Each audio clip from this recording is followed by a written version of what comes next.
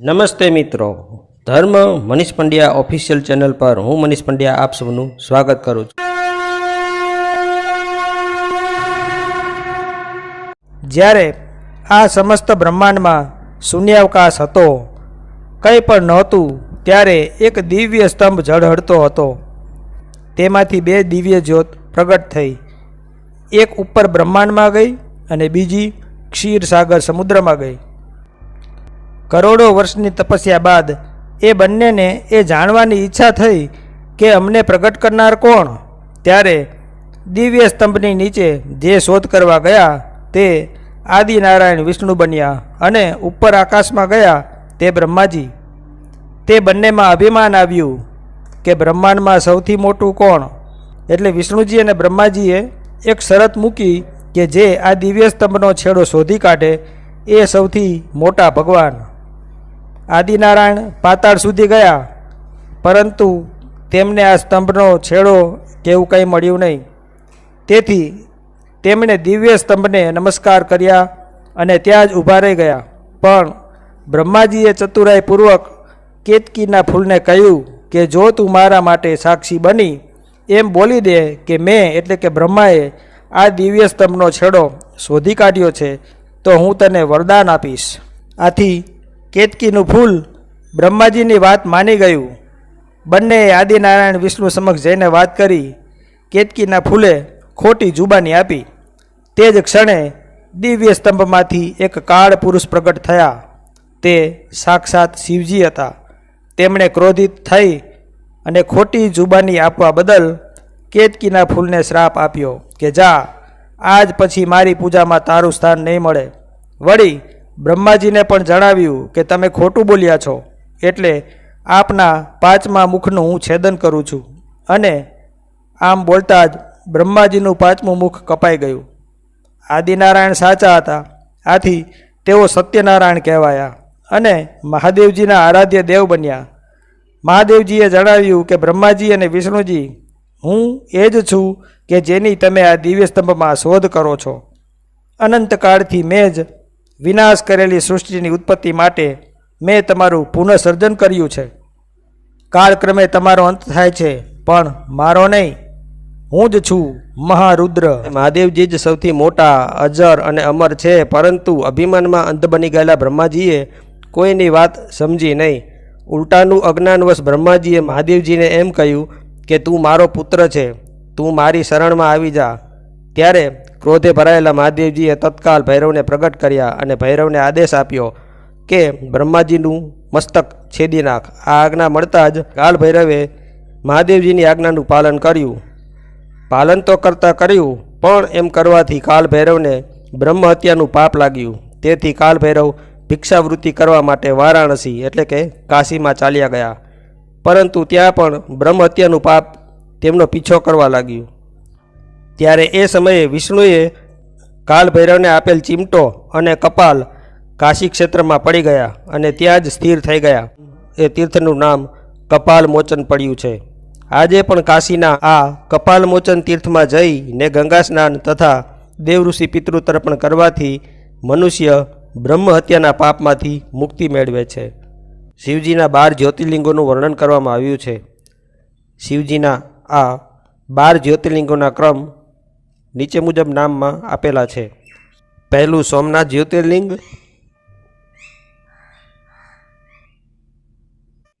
બીજું મલ્લિકાર્જુન જ્યોતિર્લિંગ, ત્રીજું મહાકાલેશ્વર જ્યોતિર્લિંગ, ચોથું મમલેશ્વર જ્યોતિર્લિંગ, પાંચમું કેદારનાથ જ્યોતિર્લિંગ, છઠ્ઠું ભીમાશંકર જ્યોતિર્લિંગ, સાતમું વિશ્વનાથ જ્યોતિર્લિંગ, આઠમું ત્રંબકેશ્વર જ્યોતિર્લિંગ, નવમું વૈદ્યનાથ જ્યોતિર્લિંગ, 10મું રામેશ્વર જ્યોતિર્લિંગ, 11મું નાગેશ્વર જ્યોતિર્લિંગ, અને 12મું ધુષ્મેશ્વર મહાદેવ જ્યોતિર્લિંગ. આ ઉપરાંત આ કથામાં ભગવાન વિષ્ણુએ આપેલ શિવજીના સહસ્ત્ર એટલે કે 1000 નામોનું વર્ણન પણ છે. સાથે સાથે શિવરાત્રિ વ્રતના મહાત્મ્યના સંદર્ભમાં પારધી અને સત્યવાદી હરણના પરિવારની પણ કથા છે. ભારતમાં આવેલા આ 12 જ્યોતિર્લિંગોને સ્તોત્ર રૂપે નીચે મુજબ ગાવામાં આવે છે.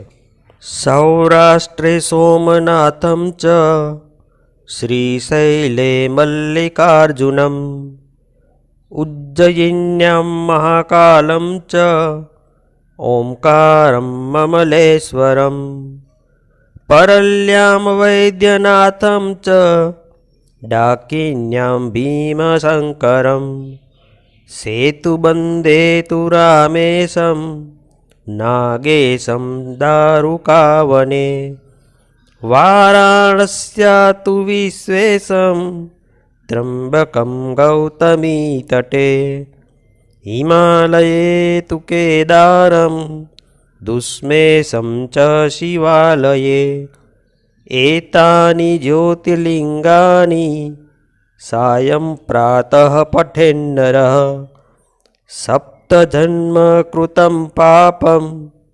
સ્મરણેન વિનશ્યતિ. ઇતિ 12 જ્યોતિર્લિંગ સ્તુતિ સંપૂર્ણમ. મહારુદ્ર પરમેશ્વર શિવ પોતે છે, પરંતુ તેમને સૃષ્ટિના સર્જન માટે એક સ્ત્રી શક્તિ આદિશક્તિની જરૂર હતી. એટલે પ્રકૃતિમાંથી આદિશક્તિ પ્રગટ થયા અને વાયુમંડળમાં સ્થાન બનાવ્યું. આ તરફ બ્રહ્માજીનું 5મું મુખ કાપી નાખવામાં આવ્યું હતું.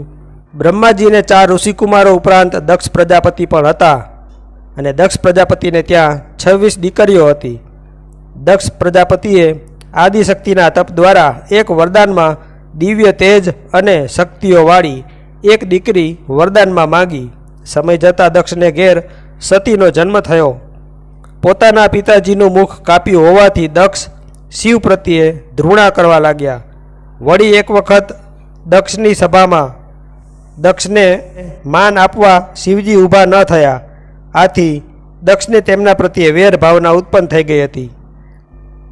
સતી આદિશક્તિ છે એ વાતની દક્ષ પ્રજાપતિને ખબર નહોતી.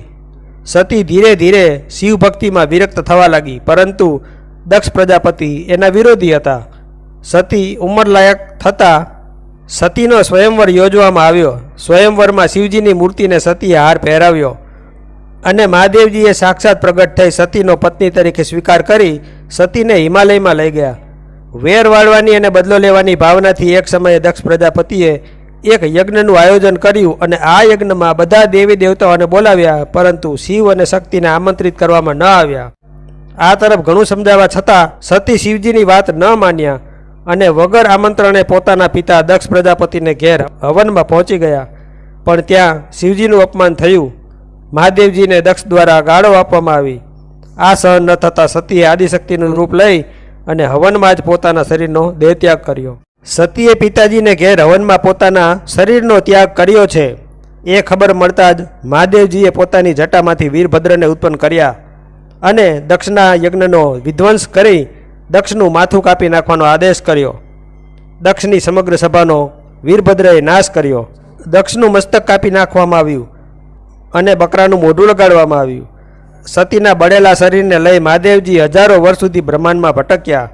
સૃષ્ટિનો સંચાર સ્થિર થઈ ગયો ત્યારે આદિનારાયણે પોતાના હાથમાં રહેલા ચક્ર વડે સતીના મૃત શરીરના 51 ટુકડા કર્યા. જ્યાં જ્યાં સતીના શરીરના ટુકડાઓ પડ્યા ત્યાં ત્યાં એક એક શક્તિપીઠની સ્થાપના થઈ અને માતાજી તરીકે પૂજાવા લાગ્યા. મહાદેવજીએ દરેક શક્તિપીઠની રક્ષા માટે એક એક કાલ ભૈરવ પણ ઉત્પન્ન કર્યા. દક્ષને પોતાના પાપનું ભાન થયું અને બકરાના મોઢા વડે તેણે ભક્તિ શરૂ કરી. જ્યાં આ ઘટના બની તે કનખલને પવિત્ર કરવા માટે વરદાન મળ્યું કે ત્યાં આગળ આદિકાળ સુધી ગંગા વહન કરશે. મહાદેવજીએ ફરીથી વૈરાગ્ય ધારણ કરી હજારો વર્ષની તપસ્યા કરવા માટે અમરનાથ તરફ પ્રયાણ કર્યું.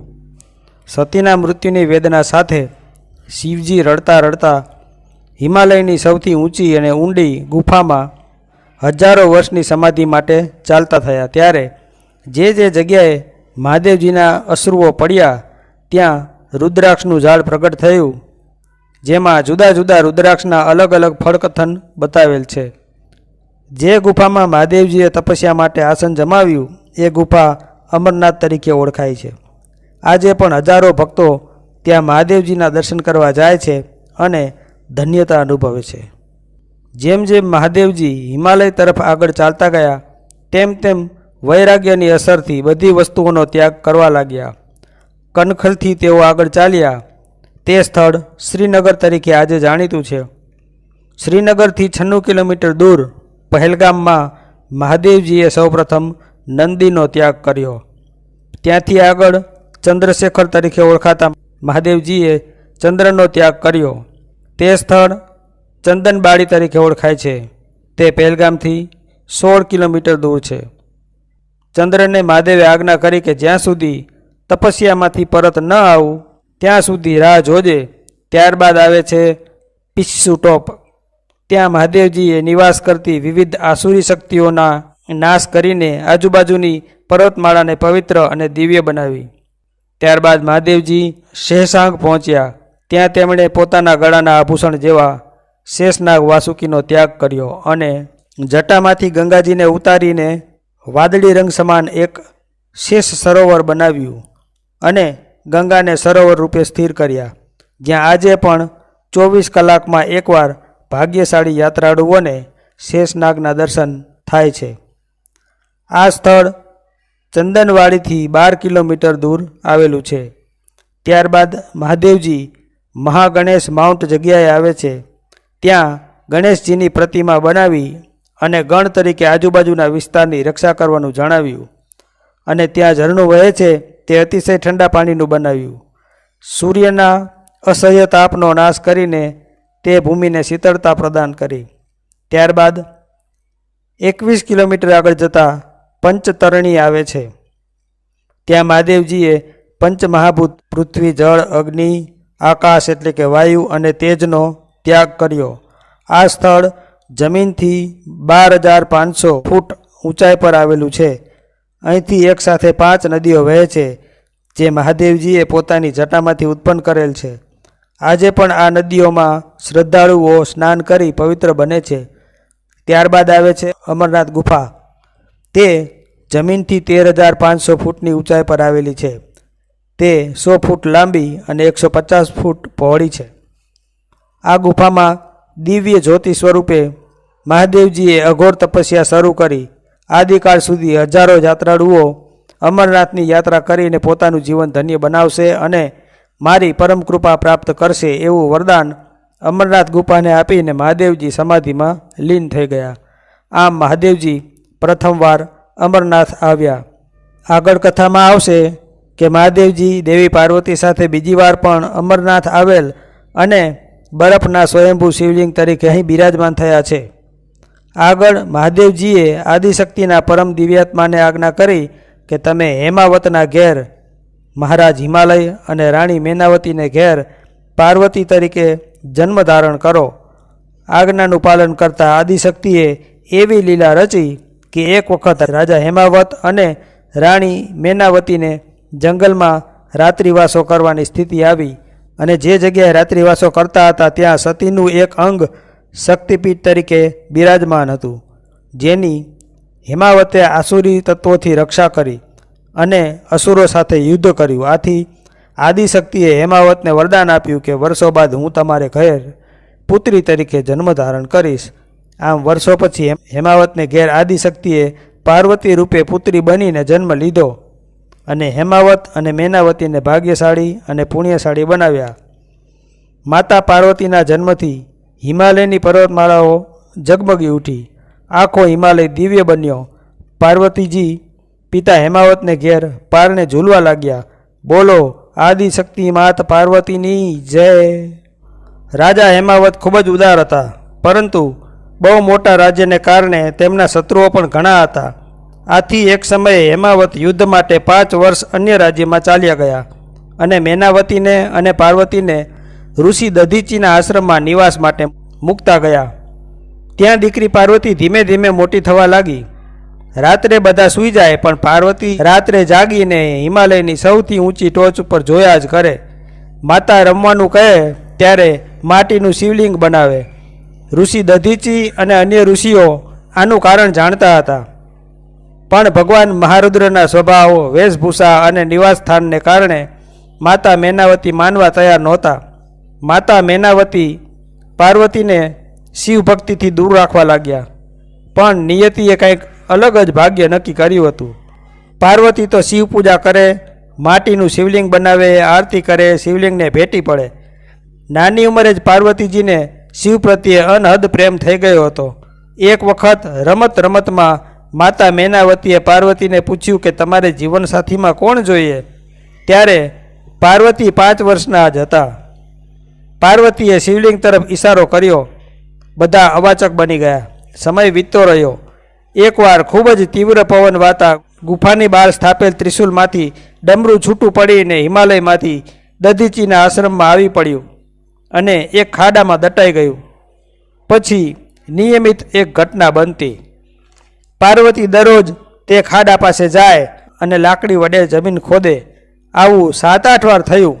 આથી ઋષિઓએ ત્યાં ખાડો ખોદાવ્યો તો તેમાંથી મહાદેવજીનું ડમરું નીકળ્યું, પણ કોઈથી ઊંચકાયું નહીં અને હલ્યું પણ નહીં. બીજા દિવસે બધા સૂતા હતા અને સવારના 5 વાગ્યામાં જ ડમરૂનો અવાજ આખા આશ્રમમાં ગુંજી ઉઠ્યો. તરત જ બધા બહાર આવ્યા અને જોયું તો અલૌકિક દ્રશ્ય. માતા પાર્વતી આંખો બંધ કરીને ડમરું વગાડતા હતા. બધા જ હર હર મહાદેવ, હર હર મહાદેવ બોલી ઉઠ્યા. વાતાવરણ દિવ્ય બની ગયું. આમ પાર્વતી 5 વર્ષ સુધી આશ્રમમાં મોટા થયા. સમય જતાં પાર્વતી મહેલમાં આવી ગયા. ઋષિ દધીચી અવારનવાર મહેલમાં પાર્વતીજીને મહાદેવજી વિશેનું જ્ઞાન આપવા આવતા. આમ ધીમે ધીમે પાર્વતી મહાદેવ વિશે જાણવા લાગ્યા. સમય વીતતો રહ્યો, વર્ષો વીતતા રહ્યા અને પાર્વતીને સ્વપ્નમાં ભાસ થવા લાગ્યા. સતીના જીવનમાં જે જે ઘટનાઓ ઘટી હતી એ બધી એમને સપનામાં રાત્રે દેખાવા લાગી.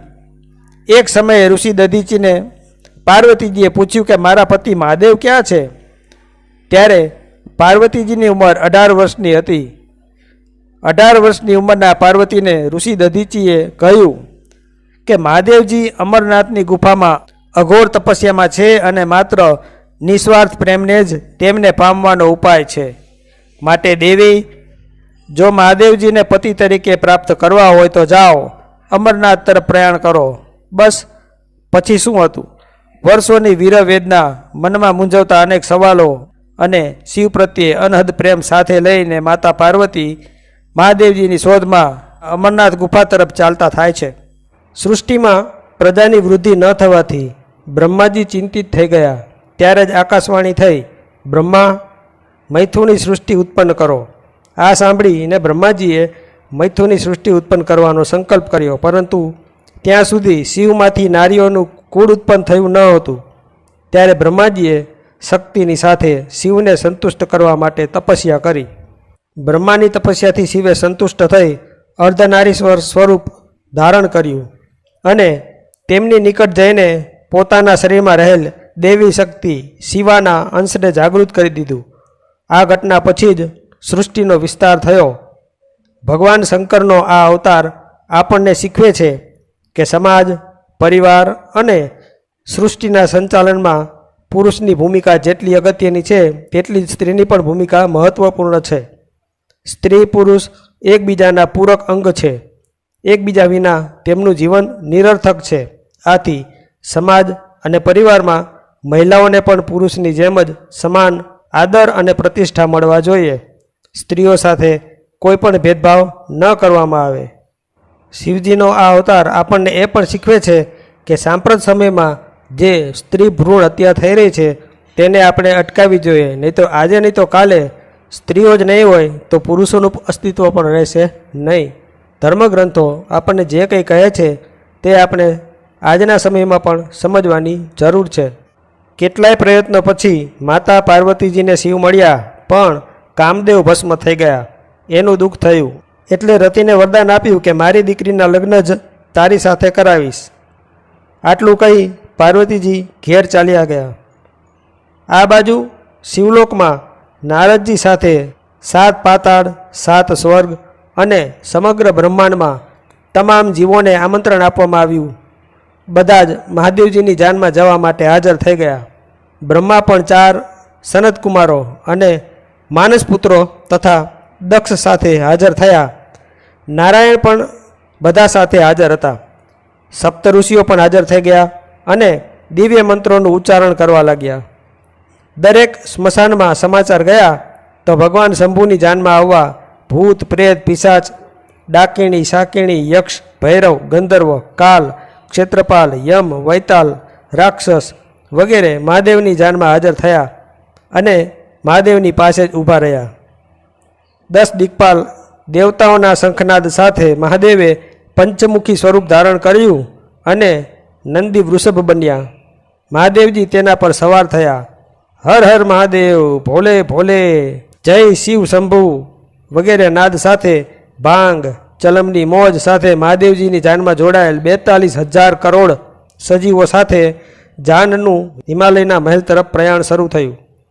હર હર મહાદેવ, જય ભોલે આ નાદ સાથે આજે સમગ્ર બ્રહ્માંડ ગુંજી ઉઠ્યું છે. દ્વારે મેનાવતી જાનનું સ્વાગત કરવા માટે સજ્જ થયેલ પણ મહાદેવનો વેશ જોતા જ મૂર્છિત થઈ ગયા. આજુબાજુમાં ભૂતડા, પ્રેતડા, ચાંડાલ, ડાકણ સાથે ચૂડેલો નાચે છે. ભૂત ધૂમ મચાવે. મહાદેવજી પોતે આખા સર્પોથી સજ્જ અને સ્મશાનની ભસ્મથી રંગાયેલા. કોઈ સજ્જન આ દ્રશ્ય જુએ તો થરથર કાપીને મરી જ જાય એવું ભયાનક દ્રશ્ય. અને ભાંગના નશામાં ચૂર મહાદેવજી ચીલમ પીતા પીતા મેનાવતીની સામે ઊભા રહે છે. જેથી હું મારી પાર્વતીને આ અઘોરી ઓઘડ સાથે નહીં પરણાવું એટલું માંડ માંડ બોલતા મેનાવતી બેહોશ થઈ જાય છે. પણ વિષ્ણુ હિમાવતને એટલે કે હિમાલયને વિસ્તારપૂર્વક આનંદ સાથે આવેલ જાનની સત્યતા જણાવે છે અને મહાદેવજી ચંદ્રશેખરનું રૂપ ધારણ કરી અને પાર્વતીને પરણશે એવું વરદાન આપે છે. જાન ઉતારા આપેલા મહેલમાં આરામ કરે છે. પાર્વતીજી જાણતા હતા કે પોતે આદિશક્તિ છે, પણ તેમના માતા પિતા એ માનવા તૈયાર નહોતા. એટલે ફરીથી પાર્વતીજી આદિશક્તિના મૂળ રૂપમાં આવીને હિમાલય અને મેનાવતીને સમજાવે છે. પુત્રી મોહનો ત્યાગ કરાવે છે અને મોક્ષનું વરદાન આપે છે. વિવાહ મંડપ સજાવવામાં આવ્યો. સૌ પ્રથમ જમણવાર કરવામાં આવે છે. ત્યારે અભિમાનવશ હિમાલય બોલે છે, આવી કોટી જાન એટલે કે કરોડ જાન જમે તો પણ ન ખૂટે એટલું ભોજન છે. મહાદેવજીને તેનું આ અભિમાન નથી ગમતું. એટલે સૌ પ્રથમ મહાદેવજી પોતે જમવા બેસે છે અને અન્નના છેલ્લા દાણા સુધીનું બધું જ ભોજન તે પોતે જમી જાય છે. પણ તેમની ક્ષુધા શાંત થતી નથી. ત્યારે ભાઈ વિષ્ણુ બહેન પાર્વતીને ખીર લઈ જઈ અને મહાદેવજીને જમાડવાનું કહે છે. આ રીતે મહાદેવજીની ક્ષુધા શાંત થાય છે અને ત્યારે હિમાલયનું અભિમાન ભાંગી જાય છે. ત્યારબાદ બ્રહ્માજીના પવિત્ર મંત્રો વડે અને કરોડો જાનૈયાઓની સાક્ષીમાં જવતલિયા ભાઈ વિષ્ણુજી સાથે રહી અને મહાદેવજી અને પાર્વતીજીના ધામધૂમથી લગ્ન થાય છે. આજ આખા જગતનો બાપ વૈરાગીમાંથી સંસારી બને છે.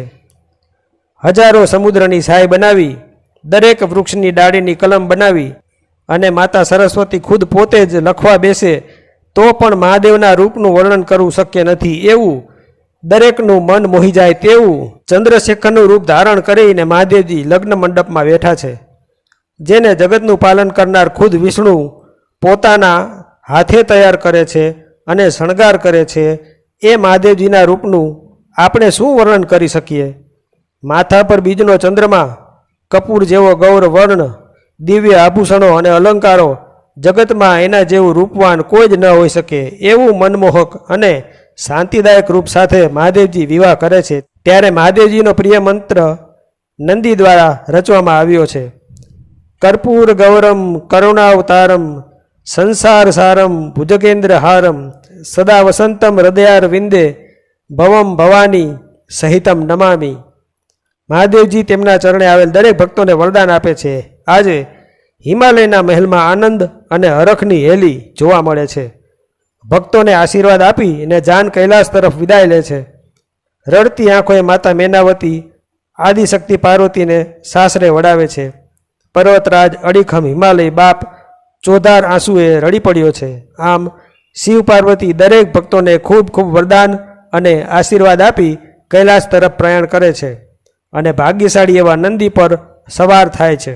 ભીમાશંકર જ્યોતિર્લિંગ મહારાષ્ટ્ર રાજ્યના પુણેથી લગભગ 110 કિલોમીટર ઉત્તર પશ્ચિમે અને ગાંવ ખેડાથી 50 કિલોમીટરના અંતરે સહ્યાદ્રી નદીની પર્વતમાળામાં આવેલું ભોળાનાથનું ધામ છે. ત્યાંથી ભીમા નદી નીકળે છે જે દક્ષિણ પશ્ચિમ દિશામાં વહી રાયચુરમાં કૃષ્ણા નદીમાં મળી જાય છે. આ સ્થાનને ભગવાન શિવના પ્રસિદ્ધ જ્યોતિર્લિંગ રૂપે પૂજવામાં આવે છે. 12 જ્યોતિર્લિંગોમાંથી 5 જ્યોતિર્લિંગો મહારાષ્ટ્રમાં જ આવેલા છે.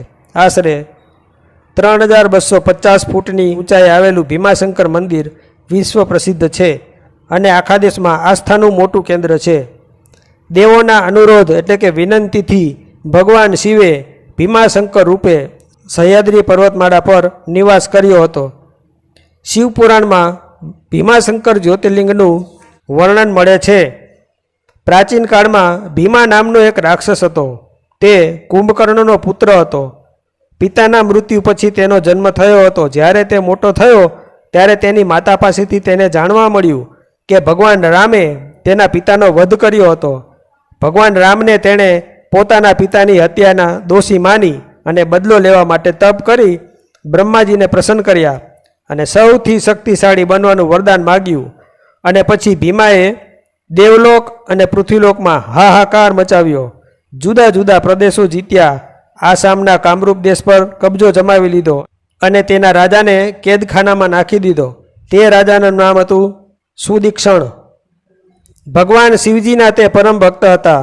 તેમણે જેલમાં જ માટીની એટલે કે પાર્થિવ શિવલિંગની પૂજા કરવાનું શરૂ કર્યું. તેથી ભીમા ક્રોધિત થઈ ગયો. પોતાના ખડગ વડે શિવલિંગ ઉપર પ્રહાર કરવાનો પ્રયત્ન કર્યો. ત્યાં જ ચારે તરફ દિવ્ય તેજ ફેલાઈ ગયું અને શિવલિંગમાંથી સ્વયં શિવ પ્રગટ થયા. શંકર અને ભીમા વચ્ચે જોરદાર યુદ્ધ થયું.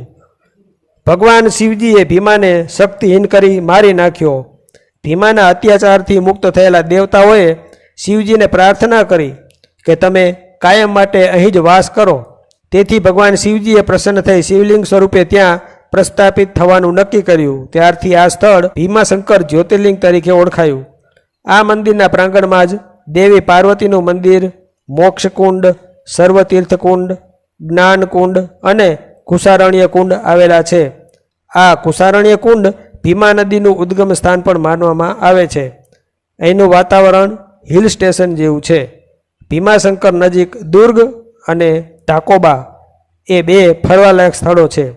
ચારે બાજુ ગાઢ જંગલ અને લીલોતરી હોવાથી ભીમાશંકરમાં માનસિક શાંતિ મળે છે.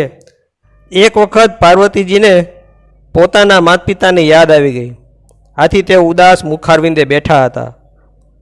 તેમને મહાદેવજી આ સ્થિતિમાં જોઈ ગયા. મહાદેવજીએ તરત જ નંદી, શૃંગી અને ભૃંગીને ચોપાટનું સર્જન કરવાની આજ્ઞા કરી. ભોળાનાથ આજે આદિશક્તિની ઉદાસીનતાને દૂર કરવા માટે ચોપાટ રમવા બેઠા. રમતા રમતા શિવજી મંદ મંદ હસે છે.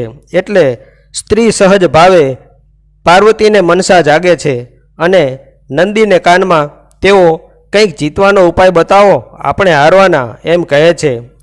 ત્યારે નંદી કહે છે કે માતે મહાદેવજીની આંખો બંધ કરી દો અને આગળની ચાલ ચાલી જાઓ. પાર્વતી માતા સહજતાથી તેવું કરે છે. પણ આ શું? મહાદેવજીની બંને આંખો બંધ થતાં જ સમગ્ર સૃષ્ટિમાં અંધકાર છવાઈ ગયો અને ત્યારે મહાદેવજી હસતા હસતા ત્રીજું નેત્ર ખોલે છે અને સમસ્ત બ્રહ્માંડમાં ફરીથી પ્રકાશ પથરાઈ જાય છે. પાર્વતી માતા ત્રીજું નેત્ર ખોલવાનું કારણ પૂછે છે ત્યારે ભોળાનાથ આદિશક્તિને જવાબ આપે છે કે હે દેવી, આ સમસ્ત સંસાર પર મારી અમી દ્રષ્ટિ છે. મારી એક આંખમાં ચંદ્ર અને બીજીમાં સૂર્ય છે. સંસાર અંધકારમય ન બની જાય તે માટે મારું ત્રીજું નેત્ર ખોલવું પડ્યું દેવી. આ ઘટના પછી તરત જ પાર્વતીની નજર મહાદેવજીની જટા પર રહેલ ચંદ્ર પર જાય છે. આથી પાર્વતીજી મહાદેવજીના મસ્તક પર ચંદ્રને કેમ સ્થાન મળ્યું તેની કથા સાંભળવાની ઈચ્છા પ્રગટ કરે છે. ત્યારે મહાદેવજી કહે છે, સાંભળો દેવી, તમારા અત્યારના પાર્વતી રૂપના જન્મ પૂર્વે દક્ષ પ્રજાપતિએ અન્ય 25 દીકરીઓ ચંદ્ર સાથે પરણાવી હતી, પરંતુ તેમાં રોહિણી ખૂબ જ સુંદર અને સ્વરૂપવાન હોવાથી ચંદ્ર એનામાં જ આસક્ત રહેતો અને અન્ય પત્નીઓને પ્રેમ આપતો નહીં. આ વાતની દક્ષને જાણ થતાં દક્ષે ચંદ્રને શ્રાપ આપ્યો. ચંદ્રને ક્ષય લાગી જાય અને તે કદરૂપો બની જાય. આથી સમગ્ર સંસારને ચાંદની આપનાર ચંદ્ર કદરૂપો બની ગયો. આખા સંસારમાં ચાંદની વગર સૂનું સૂનું લાગવા માંડ્યું. ત્યારે ચંદ્ર તમારા શરણે આવ્યો અને શ્રાપ નિવારણનો ઉપાય જણાવવા વિનંતી કરી. સતી માર્કંડેય ઋષિના આશ્રમમાં આવી અને મહામૃત્યુંજય મંત્ર શીખ્યા હતા. આ એ જ મંત્ર હતો જે મંત્ર દ્વારા માર્કંડેય બાળપણમાં જ યમરાજને હરાવી ને મારી એટલે કે શિવની પરમ કૃપાને પામ્યા હતા. આ માર્કંડેય ઋષિ કોણ? પાર્વતીજીએ પૂછ્યું. મહાદેવ કહે છે, સપ્ત ઋષિઓમાં ભૃગુ ઋષિનું આગવું સ્થાન છે. ભૃગુ ઋષિના પત્ની ભદ્રાવતી સૂર્યના પુત્રી હતા. તેમને ત્યાં મૃકાંડુ નામે પુત્ર થયો. મૃકાંડુ ત્રિદેવનો પરમ ભક્ત હતો, પણ વિધાતાએ એમના નસીબમાં પુત્ર લખ્યો જ ન હતો. એટલે મૃકાંડુએ પત્ની મરુદમતી સાથે ત્રિદેવની તપસ્યા કરી અને વિદ્યાવાન અને સર્વગુણ સંપન્ન પુત્રનું વરદાન માગ્યું. ત્યારે બ્રહ્માજીએ કહ્યું કે વિધાતાએ તમારા નસીબમાં પુત્ર લખ્યો જ નથી. આથી આ પુત્ર અલ્પ આયુષ્યવાળો જ થશે અને 16મા વર્ષે મૃત્યુ થશે. સમય જતાં માર્કંડેયનો જન્મ થયો અને 7 વર્ષથી જ તે મારો એટલે કે મહાદેવનો ભક્ત બન્યો. સમસ્ત પુરાણોના સાર અને મને સૌથી અતિપ્રિય એવા ઓમ ત્ર્યંબકમ યજામહે સુગંધિમ પુષ્ટિવર્ધનમ ઉર્વારુકમિવ બંધનાન મૃત્યુર્મોક્ષીયમ આમૃતાત એ મંત્રની રચના કરી અને શિવલિંગની સામે કરોડો વખત મંત્રોચ્ચારણ કર્યું. 16 વર્ષે જ્યારે યમરાજ માર્કંડેયના પ્રાણ લેવા આવ્યા ત્યારે તેની ભક્તિને વશ હું સાક્ષાત ત્યાં પ્રગટ થયો અને માર્કંડેયને અમરત્વનું વરદાન આપી તેમને મારા પરમ ભક્ત બનાવ્યા. અને આ મંત્રને મૃત્યુને જીતનાર મહામૃત્યુંજય મંત્ર તરીકે વેદોમાં સ્થાન અપાવ્યું. ગુર્જર પ્રદેશમાં પ્રભાસ તીર્થમાં ચંદ્રએ અન્ય 26 કન્યાઓ સાથે મળી માટીના શિવલિંગ બનાવી અને મહામૃત્યુંજય મંત્રના 1.25 કરોડ જાપ કર્યા. હે પાર્વતી, તમને અનાદિ કલ્પ પહેલાં આપેલ વરદાન મુજબ તમે જ્યારે પણ ગમે તે રૂપમાં મને બોલાવશો હું અવશ્ય આવીશ. તે વરદાનને ફળીભૂત કરવા માટે હું ત્યાં પ્રગટ થયો અને સતીની આ તપસ્યાથી વરદાન આપ્યું કે ચંદ્રને સાપ નહીં લાગે અને તે ફરીથી સ્વરૂપવાન બનશે. ત્યારે જે સ્થળે ચંદ્રને આ વરદાન આપ્યું હતું અને જ્યાં મારું એક સ્વરૂપ જ્યોતિર્લિંગ રૂપે બિરાજમાન થયું છે તેને નામ અપાયું સોમ એટલે કે ચંદ્ર સોમનાથ. સપ્ત ઋષિઓ અને અન્ય ભક્તો દ્વારા આ મહાદેવની સાક્ષાત પૂજા કરવામાં આવી અને તે દિવસને શિવરાત્રિ તરીકે ઉજવવામાં આવ્યો. મહાદેવે સોમનાથને વરદાન આપ્યું કે જ્યાં સુધી આકાશમાં સૂર્ય ચંદ્ર હશે ત્યાં સુધી સોમનાથને ચરણે આવેલ તમામ ભક્તોની મનોકામના હું અવશ્ય પૂરી કરીશ. અને દેવી આ રીતે થઈ જગતના પ્રથમ જ્યોતિર્લિંગની સ્થાપના. મહાદેવજીની આવી કૃપા, આવો સ્વભાવ અને આવું વિશાળ હૃદય જોઈને દેવી પાર્વતી ગદગદ થઈ અને રડી પડ્યા અને મહાદેવજીની પૂજા કરવા લાગ્યા. બોલો શ્રી સોમનાથ મહાદેવ કી જય. પવિત્ર ગંગા નદીના કિનારે શિવ અને પાર્વતીજીની કથાઓ નારદજી, સૌનક આદિ ઋષિમુનિઓને કહી રહ્યા હતા. ત્યારે સૌનક આદિ ઋષિમુનિઓ નારદજીને કહે છે કે હે નારદજી, પાર્વતીજીનો જન્મ થયો પણ મહાદેવનો ક્યારેય જન્મ જ નથી. તેઓ અજન્મા અને નિરાકાર છે. તો શું આ પ્રશ્ન પાર્વતીજીએ મહાદેવજીને નહીં કર્યો હોય? ત્યારે નારદજી કહે છે, ઋષિમુનિઓ, આ પ્રશ્ન પાર્વતીજીએ મહાદેવજીને કર્યો હતો. ઋષિઓ સાંભળો. એક વખત લગ્ન બાદ પાર્વતીજી આનંદથી કૈલાસમાં રહેતા હતા. નારદજીનો સ્વભાવ કે કંઈક ટીખળ કરે એટલે કૈલાસમાં આવી પાર્વતી માતાને પગે લાગી પૂછ્યું, મહાદેવજી ક્યાં છે માતા? ત્યારે જાણવા મળ્યું કે તેઓ તો સમાધિમાં છે, લીન છે. બસ આ તકનો લાભ લઈને નારદજીએ ટીખળ કરી, માતા તમને ખબર છે આ દાદા મહાદેવ ગળામાં જે ખોપરીઓની માળા પહેરે છે એ કેમ પહેરે છે? એ ખોપરીઓ કોની છે? ત્યારે પાર્વતીજી મૂંઝાઈને કહે છે કે એ તો મને ખબર નથી. નારદજી કહે કાંઈ વાંધો નહીં માતા, દાદા જાગે ત્યારે પૂછી લેજો. નારાયણ નારાયણ એમ કહીને નારદજી તો પલાયન થઈ ગયા. ઘણા વર્ષો પછી સમાધિસ્થ થયેલા મહાદેવજી જાગૃત થયા. ત્યારે તેમની પૂજા કરવાને બદલે પાર્વતીજીએ પેલા પ્રશ્નનો ઉત્તર મેળવવાની જીદ કરી અને કહે છે કે હે દેવ, મને જણાવો કે આ ખોપરીઓની માળા તમે ગળામાં શા માટે પહેરો છો? અને આ ખોપરીઓ કોની છે? ત્યારે મહાદેવજી કહે છે કે દેવી, બીજું ગમે તે પૂછો, પણ આ નહીં. હજારો વખત દેવીને સમજાવવા છતાં પાર્વતીજી પોતાની જીદ છોડતા નથી. ત્યારે મહાદેવજી કહે છે, ચાલો દેવી. એક અંધારી ગુફા કે જે કૈલાસના પાતાળમાં આવેલી હતી, ત્યાં મહાદેવજી પાર્વતીજીને લઈ જાય છે. ત્યાં હજારો ભટકતી આત્માઓ મુક્તિ આપો, મુક્તિ આપો એવી ચીસો પાડી રહી હતી. પાર્વતીજી આ સાંભળીને ડરી જાય છે. પાર્વતીજી આ આત્માઓની પીડા સહન ન કરી શક્યા. આત્માઓની ચીસોએ માતા પાર્વતીજીને હચમચાવીને ધ્રુજાવી દીધા. ત્યારે મહાદેવજી બોલ્યા, જુઓ દેવી, આ બધી આત્માઓ તમારા 51 વખત થયેલા જન્મોની આત્માઓ છે. હજારો કરોડો વર્ષ બાદ જ્યારે બ્રહ્માજીનું આયુષ્ય પૂરું થાય છે ત્યારે સમસ્ત બ્રહ્માંડમાં કોઈ પણ બચતું નથી. દેવી, દેવતા કે તમે કોઈ પણ નહીં, સિવાય કે હું. સમગ્ર સૂર્યમંડળ અને સમગ્ર બ્રહ્માંડમાં હું એકલો જ અજર અમર છું. હું જ ફરીથી વિષ્ણુજી અને બ્રહ્માજીની રચના કરું છું અને મારી આજ્ઞાથી ફરી સૂર્ય, ચંદ્ર, પૃથ્વી, સજીવો પુનઃજન્મ પામે છે. મારા ગળામાં રહેલી આ ખોપરીઓ તમારા મસ્તકની જ છે. હું તમારાથી અલગ રહી નથી શકતો, એટલે તમારું શરીર પંચ મહાભૂતમાં વિલીન થઈ ગયા બાદ હું એ મસ્તક ખોપરીઓની માળા બનાવીને ધારણ કરી લઉં છું. આ જાણીને માતા પાર્વતી ગદગદિત થઈ જાય છે. પાર્વતીજી મહાદેવને આ આત્માઓની મુક્તિનું નિવારણ કઈ રીતે થાય એમ પૂછે છે. ત્યારે મહાદેવજી કહે છે કે સમય આવતા જ્યારે સ્વર્ગમાંથી ગંગાજી કૈલાસ લોકમાં આવશે ત્યારે આ બધી આત્માઓને મારા ચરણમાં મુક્તિ મળશે. માતા પાર્વતી પ્રશ્ન કરે છે કે હે દેવ, મને મારનાર કોણ હોય છે? ત્યારે મહાદેવજી કહે છે કે દરેક વખતે તારકાસુર દ્વારા જ તમારો અંત થાય છે, જેથી આપણી શક્તિઓ એક ન થઈ જાય, આપણો પુત્ર ન જન્મે અને તારકાસુરનો અંત ન આવે. આ જાણી તે જ સમયે પાર્વતી માતા ક્રોધિત થઈ તારકાસુરને શ્રાપ આપે છે કે આ જ યુગમાં, આ જ પાર્વતી રૂપમાં મારી મંત્ર શક્તિઓ દ્વારા ઉત્પન્ન થયેલો પુત્ર તારો વધ કરશે. પાર્વતીજી મહાદેવને વિનંતી કરે છે કે જેમ તમે અમર છો એવી વિદ્યાનું જ્ઞાન મને પણ આપો. ત્યારે મહાદેવજી પાર્વતીજીને અઘોરી વિદ્યાનું જ્ઞાન આપવા તેમને પાષાણ ગુફામાં લઈ જાય છે અને અઘોરી વિદ્યાનું જ્ઞાન આપવા પાર્વતીજીને તૈયાર કરે છે. મહાદેવજી પાર્વતી માતાને અઘોરી વિદ્યાનું જ્ઞાન આપવા પાતાળ ગુફામાં લઈ તો ગયા અને અઘોરી વિદ્યાનું જ્ઞાન પણ આપવા લાગ્યા, પરંતુ માતા પાર્વતી ધ્યાનમાં બેસી ન શક્યા અને નિંદ્રાધીન થઈ ગયા. આથી મહાદેવજી માતા પાર્વતી પર ક્રોધિત થઈને ધ્યાન શીખવા માટે તેમને મત્સ્ય કન્યા બનવાનો શ્રાપ આપે છે. આ શ્રાપને પૂર્ણ કરવા માટે પાર્વતીજી માછલીઓનો વેપાર કરનારા એવા ખારવાની દીકરી રૂપે જન્મે છે અને ફરીથી ધ્યાન લગાવવાનું શીખીને મહાદેવજીને પરણે છે. ત્યારબાદ મહાદેવજી પાર્વતીજીને સઘળી અઘોર વિદ્યાનું જ્ઞાન આપે છે.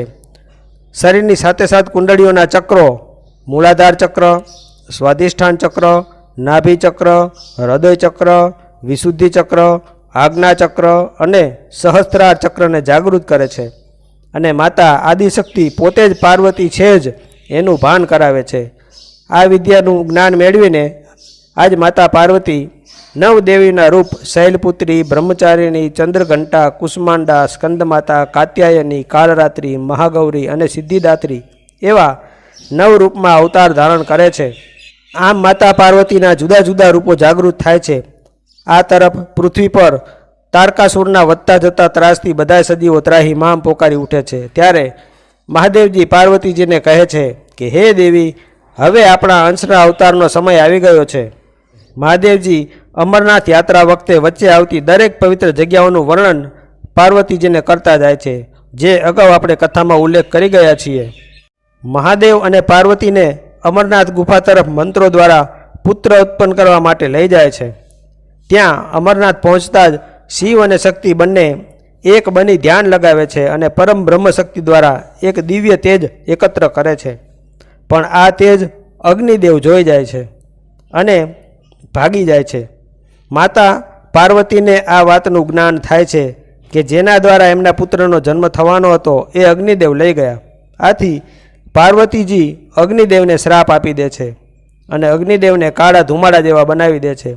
આ બાજુ અગ્નિદેવથી આ તેજ સહન ન થતાં તે તેજ બ્રહ્મલોકમાં ગંગાજીને આપી દે છે.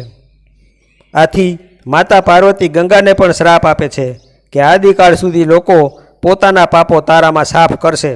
આથી ગંગાજી આ તેજ પુંજને ધરતી પર મૂકવા જાય છે ત્યારે ધરતી માતાને પણ પાર્વતીજી શ્રાપ આપે છે કે કરોડો વર્ષ સુધી પાપીઓ તારા કટકા કરશે અને પાપીઓનો ભાર તારે ઉઠાવવો પડશે.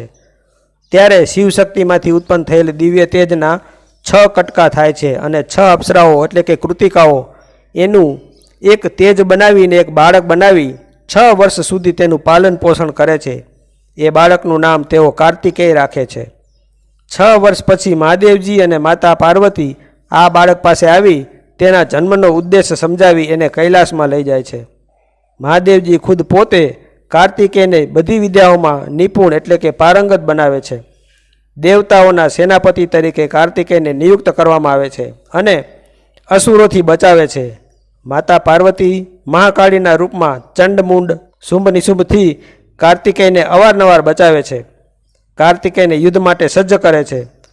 તારકાસુરને ઇન્દ્ર દ્વારા 11 વર્ષે યુદ્ધનું આહવાન કરવામાં આવે છે.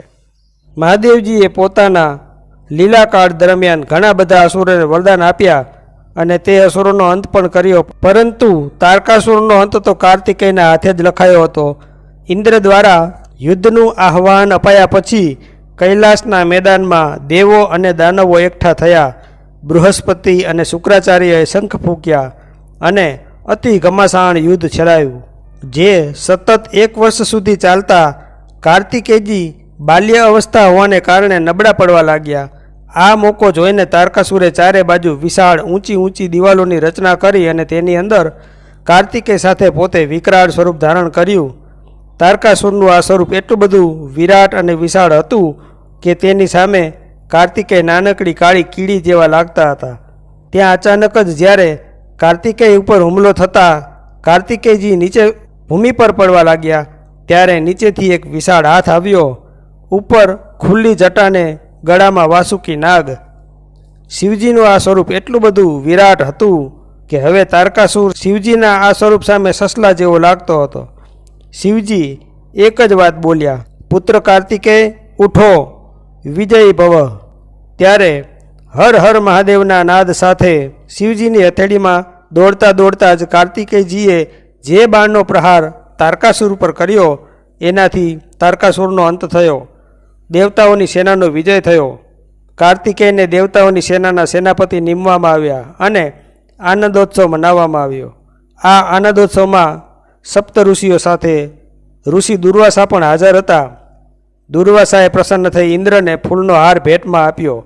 આ ફૂલનો હાર વિષ્ણુને ચડાવેલ ફૂલોનો બનેલો હતો, પણ અભિમાનમાં આંધળા બની ગયેલા ઇન્દ્રએ આ હાર પોતાના ઐરાવત હાથીના પગ નીચે કચડાવી નાખ્યો. આ જોઈ ઋષિ દુર્વાસા અતિશય ક્રોધમાં આવી ગયા અને તેમણે ઇન્દ્રને શ્રાપ આપ્યો કે સમગ્ર બ્રહ્માંડ લક્ષ્મીહીન અને તેજહીન બની જાય. તરત જ સમગ્ર વિશ્વમાંથી લક્ષ્મી અને તેજ ચાલ્યા ગયા. આથી બધા દેવતાઓ ત્રાહિમામ પોકારી ગયા અને ભગવાન વિષ્ણુ પાસે ગયા. ત્યારે વિષ્ણુએ ઉપાય સુજાડ્યો કે સમુદ્રમાં અબજો અબજના ખજાના તથા રત્નો છે. આથી દાનવો સાથે મિત્રતા કરી વાસુકી નાગનો નેત્રો એટલે કે દોરડું બનાવી મંદરાચલ પર્વતનો રવૈયો બનાવી સમુદ્ર મંથન કરો. આથી દાનવોને અમૃત આપવાની લાલચ આપીને સમુદ્ર મંથન શરૂ કરવામાં આવ્યું. વાસુકીને દોરડાની જેમ ફેરવવામાં આવ્યા.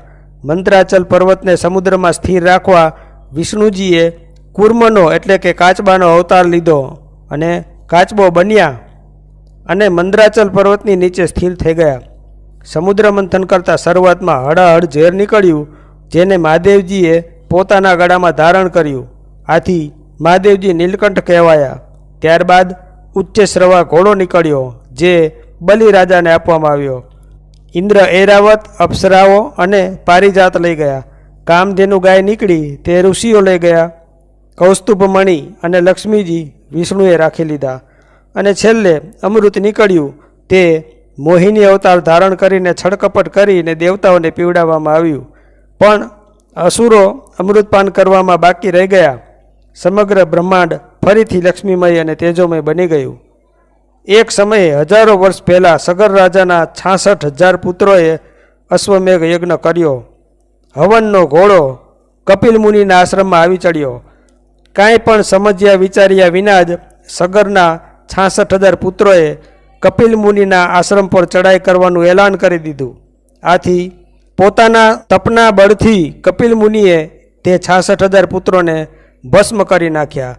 આ વાતની જાણ જ્યારે રાજા સગરને થઈ કે જાણ થતાં જ તેઓ કપિલ મુનિના આશ્રમે દોડી આવ્યા અને પોતાના 66,000 પુત્રોની ભટકતી આત્માઓની મુક્તિનો ઉપાય પૂછ્યો.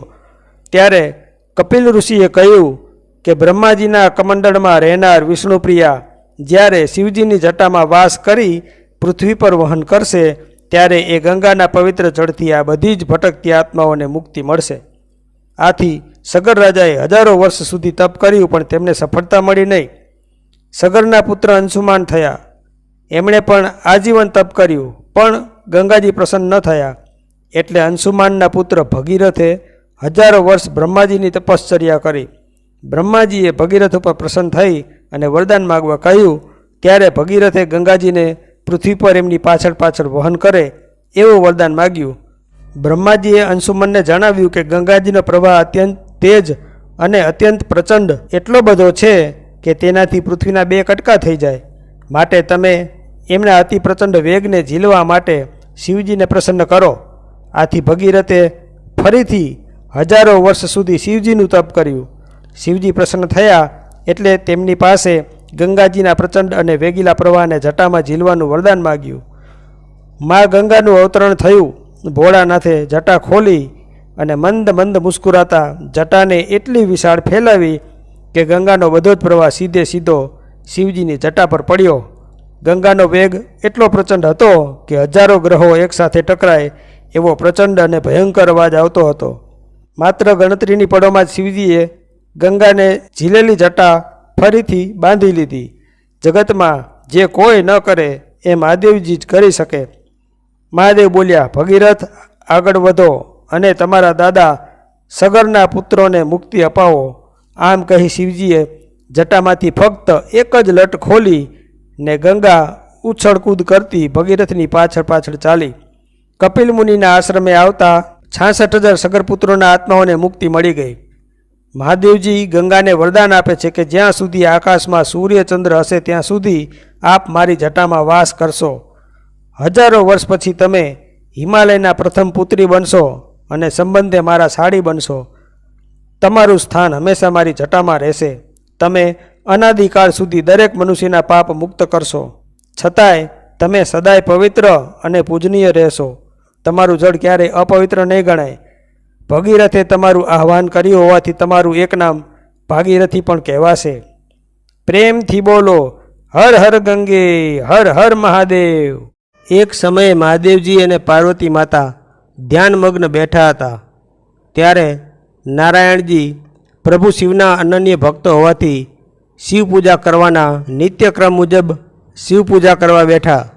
શિવજીના 1000 નામથી પુષ્પ ચડાવવાની ઈચ્છા મનમાં હોવાથી 1000 પુષ્પો લઈને નારાયણ શિવ પૂજા કરવા બેઠા. મહાદેવજીને નારાયણની ભક્તિની પરીક્ષા લેવાની ઈચ્છા થઈ. આથી મહાદેવજીએ તેમના 1000 લવાયેલા પુષ્પોમાંથી એક પુષ્પ અદૃશ્ય કરી દીધું. એથી પૂજામાં એક ફૂલ ખૂટતા નારાયણે પોતાની એક આંખ કાઢીને મહાદેવને અર્પણ કરી.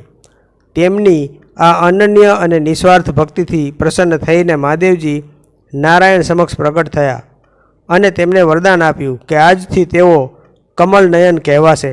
અને સાથે સાથે મહાદેવજીએ નારાયણને અમોઘ એવું સુદર્શન ચક્ર આપ્યું અને દાનવોનો સંહાર કરવાનું વરદાન આપ્યું. અને એવું પણ વરદાન આપ્યું કે આ સુદર્શન ચક્રને માત્ર મારું ત્રિશૂલ અને બ્રહ્માજીનું બ્રહ્માસ્ત્ર જ હરાવી શકશે. અન્ય કોઈ અસ્ત્ર તેની સામે ટકી શકશે જ નહીં. દાનવોનો ત્રાસ વધતો જતો હોવાથી શિવે નારાયણને આજ્ઞા કરી કે નારાયણ, તમે શુક્રાચાર્ય સાથે મળીને ત્રિલોકના હાલના અધિપતિ એવા બલિરાજા પાસે રહેલ પૃથ્વીને મુક્ત કરાવવા વામન અવતાર ધારણ કરો. આથી વિષ્ણુએ વામન અવતાર લીધો અને બલિરાજાના યજ્ઞમાં પહોંચ્યા. વિષ્ણુએ બલિરાજા પાસે વરદાનમાં 3 ડગલા ભૂમિ માંગી ત્યારે જ શુક્રાચાર્ય સમજી ગયા કે આ ભગવાન વિષ્ણુજી છે. પણ બ્રાહ્મણને આપેલ વચન મુજબ બલિરાજાએ વચન પાળ્યું અને સંકલ્પ કર્યો કે હે ભૂદેવ 3 ડગલા ભૂમિ માપી લેવા માટે ડગલા મૂકો. ત્યારે વિષ્ણુએ પોતાના વામન રૂપને વિરાટ બનાવ્યું. પહેલા ડગલામાં સ્વર્ગ અને ભૂમિ માપી લીધા, બીજા ડગલે પાતાળ માપી લીધું અને બોલ્યા કે બોલ બલિરાજા, હવે ત્રીજું ડગલું ક્યાં ભરવું?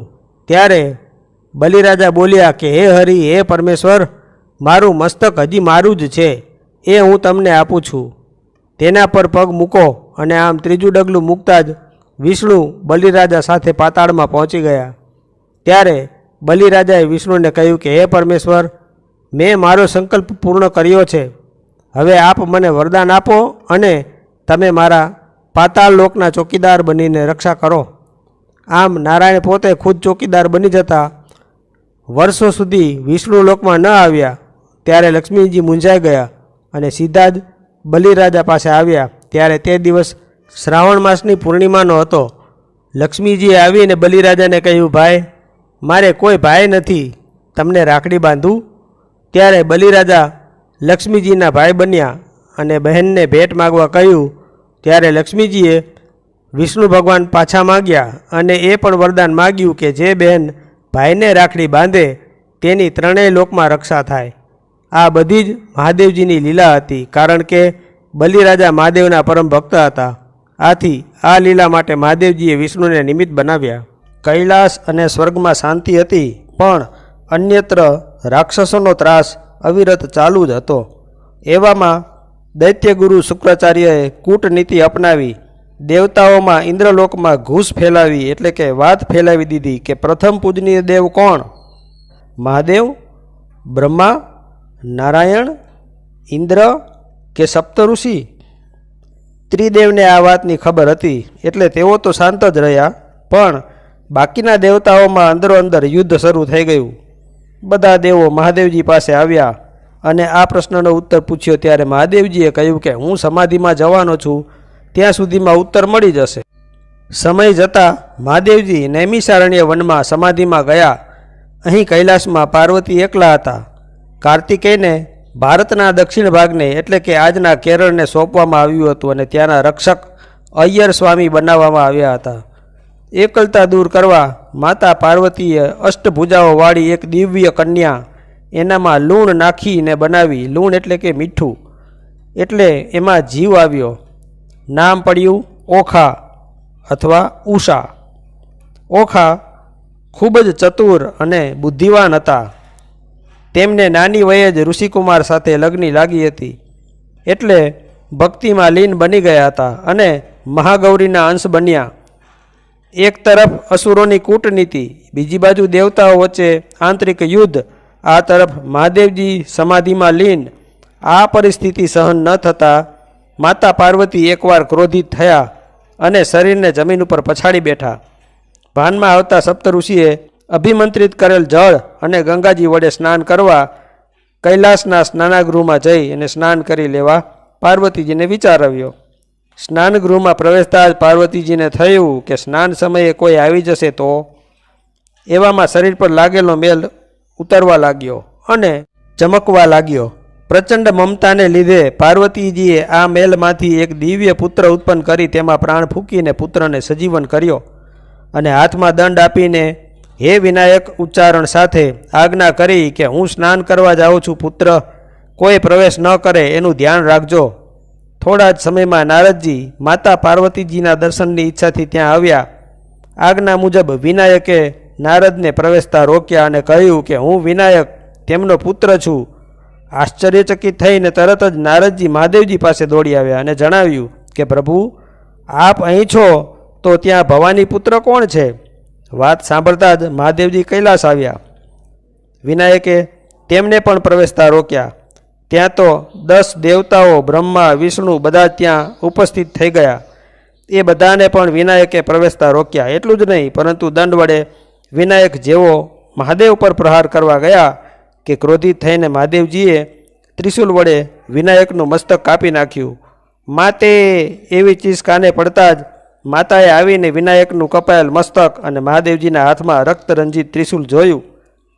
પુત્રના મૃતદેહને ખોળામાં લઈને પાર્વતી એટલું રડ્યા કે જગત આખું નિરાશ બની ગયું. ક્રોધિત થઈ અને પાર્વતીજી અષ્ટભુજાવાળા મહાકાળી બન્યા અને બોલ્યા, મારા પુત્રને જીવિત કરો, નહીં તો બ્રહ્માંડમાં કોઈ પણ શેષ જીવિત નહીં બચે. વિષ્ણુજી તરત જ સમજી ગયા અને ઉત્તર દિશામાં જઈ ચક્ર વડે હાથીનું મસ્તક કાપી લાવ્યા. આવીને મહાદેવજીને કહ્યું કે હે દેવ, આદિશક્તિના ક્રોધ સામે આપણે બધા જ તુચ્છ છીએ, માટે હે મહાદેવજી આ પુત્રને સજીવન કરો. આથી સંજીવની વિદ્યાથી મહાદેવજીએ વિનાયકના ધડ ઉપર હાથીનું મસ્તક લગાવી વિનાયકને સજીવન કર્યા. સુપડા જેવા કાન, લાંબી મોટી સૂંઢ, 2 લાંબા દાંત, મોટી કોડી જેવી આંખો, ગોળ મટોળ શરીર સાથે વિનાયક માં એટલું ફરીથી બોલ્યા ત્યાં આદિશક્તિ પુનઃ પાર્વતીના શાંત રૂપમાં આવી ગયા અને પુત્રના આ નટખટ રૂપને જોઈ વહાલ કરવા લાગ્યા.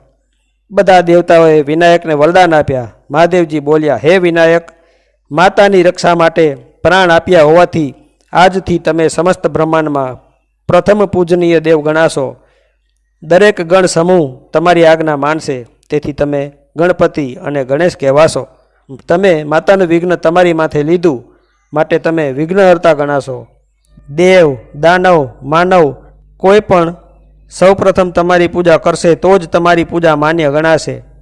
કળિયુગમાં ત્વરિત પ્રસન્ન થનારા દેવ બનીને ભક્તોના તમે દુઃખ દૂર કરશો. તમે મારા અને પાર્વતીજીના લાડકવાયા રહેશો. બધા દેવી દેવતાઓએ ગણેશજીનો જય જયકાર કર્યો. ગણેશજીને અભિષેક કરવામાં આવ્યો. વિઘ્નહર્તા શ્રી સિદ્ધિ વિનાયક ગણેશજી આપણા સૌના તમામ વિઘ્નો દૂર કરે એવી પ્રાર્થના સાથે ગણપતિ દાદા મોરિયા. શિવજી, પાર્વતી માતા, ઓખા એટલે કે ઉષા અને ગણેશ સૌ આનંદ પ્રમોદથી સાથે રહેતા હતા. એવામાં દક્ષિણ ક્ષેત્રમાંથી કાર્તિકેયજી પિતાજીને મળી દર્શન કરવાના હેતુથી કૈલાસ આવ્યા, પણ પોતાના બીજા એક ભાઈને અને એક બહેનને જોઈ આશ્ચર્ય પામ્યા. ગણેશજીની ચતુરાઈ અને બુદ્ધિ જોઈ અને કાર્તિકેયના મનમાં દ્વેષ ઉત્પન્ન થયો અને તે ગણેશજીના પરાક્રમોની અદેખાઈ કરવા લાગ્યા. જગતમાં જેનાથી કાંઈ છુપ્યું નથી એવા મહાદેવજીને આ વાતની જાણ થઈ ગઈ. આથી તેમણે બંને પુત્રોને પાસે બોલાવ્યા અને કહ્યું કે તમે બંને ભાઈઓ બ્રહ્માંડની પરિક્રમા કરી આવો. જે પહેલાં આવશે તેને સર્વશ્રેષ્ઠ માનવામાં આવશે. કાર્તિકેય તો મયુર એટલે કે મોર પર અસવાર થઈ અને બ્રહ્માંડની પરિક્રમા કરવા માટે ઉપડી ગયા, પણ ગણેશજી તો માતાના હાથે બનેલા ખસખસ છાંટેલા મોતીચૂરના લાડુ જમવામાં મસ્ત હતા. આ જોઈને સૌ હસવા લાગ્યા. ગણેશજીએ કૈલાસને મુક્તાસુરના ત્રાસથી મુક્ત કરી મુક્તાસુરને મૂષક બનાવ્યો એટલે કે ઉંદર બનાવ્યો હતો. તે તેમનું વાહન હતો. હવે આ ઉંદર ગણેશજીનું ભારે ભરખમ વજન લઈને કેટલુંક ચાલી શકે. આથી ગણેશજીએ એક યુક્તિ કરી. માતા પિતાને સાથે બેસાડ્યા. તેમના આસન પર બ્રહ્માંડના સમગ્ર દેવી દેવતાઓનું આહ્વાન કર્યું અને ગણેશજી સમક્ષ બધા જ દેવી દેવતાઓ ઉપસ્થિત થઈ ગયા. સૌ પ્રથમ ગણેશ મહારાજ બિરાજમાન થયા અને શિવ પાર્વતીના 7 ચક્કર લગાવી પરિક્રમા કરી બોલ્યા, માતા દેવ છે, પિતા દેવ છે, સમગ્ર બ્રહ્માંડ જેના જમણા પગના અંગૂઠા માત્રની નીચે આરક્ષિત છે એવા મહાદેવને નમસ્કાર. સમગ્ર બ્રહ્માંડ જેની અમી દ્રષ્ટિથી કૃપાયમાન છે અને પાલન પોષણ પામે છે એવી આદિશક્તિને નમસ્કાર. અને સમગ્ર બ્રહ્માંડ જેના દ્વારા સંચાલિત થાય છે એવા બધા જ દેવી દેવતાઓને નમસ્કાર. આમ બોલી અને ગણેશજી તો ઊભા રહી ગયા. 7 દિવસ સુધી આનંદ ઉત્સવ મનાવવામાં આવ્યો. ત્યાં કાર્તિકેય બ્રહ્માંડની પરિક્રમા પૂર્ણ કરી કૈલાસ આવી પહોંચ્યા. તેમને મહાદેવજીએ જણાવ્યું કે કાર્તિકેય, સમગ્ર જગત અહીંયા જ છે. તમે તો ભૌતિક જગતને આસક્ત થયા હતા, એટલે ગણેશ જ સર્વશ્રેષ્ઠ છે. ગણેશજીના વિવાહ રિદ્ધિ સિદ્ધિ સાથે કરવામાં આવ્યા, જેમના 2 દીકરા લાભ અને શુભ થયા અને 2 દીકરીઓ યશ અને કીર્તિ થઈ. બંને દીકરીઓના લગ્ન જય અને વિજય નામના જમાઈ સાથે કરવામાં આવ્યા. ગણેશજીને મહારાષ્ટ્રના અધિપતિ બનાવવામાં આવ્યા. આ વાતનું કાર્તિકેયજીને ખોટું લાગી આવતા તેઓ રિસાઈને આંધ્રપ્રદેશમાં આવેલ કૃષ્ણા નદી પાસે આવેલી શ્રી શૈલ પર્વતમાળા પર ચાલ્યા ગયા. માનું હૃદય તો કોમળ જ હોય, એટલે માતા પાર્વતી તેમને મંડાવા ત્યાં પ્રગટ થયા અને ત્યાં તો મહાદેવજી પણ પ્રગટ થયા. આથી કાર્તિકેયજીએ ત્યાં ઉગતા મલ્લિકા નામના પુષ્પોથી મહાદેવજીની પૂજા કરી અને આ ભૂમિ પર જ્યોતિર્લિંગ તરીકે બિરાજમાન રહેવાનું મહાદેવજી પાસે વરદાન માગ્યું. એટલે મહાદેવજી ત્યાં મલ્લિકાર્જુન શિવલિંગ રૂપમાં બિરાજમાન થયા અને કાર્તિકેયને જ્ઞાન આપીને કૈલાસ આવ્યા. આ સમગ્ર ઘટનામાં મહાદેવજીને માતા પાર્વતીથી ચંદનનો લેપ કરવાનું ભૂલાઈ ગયું.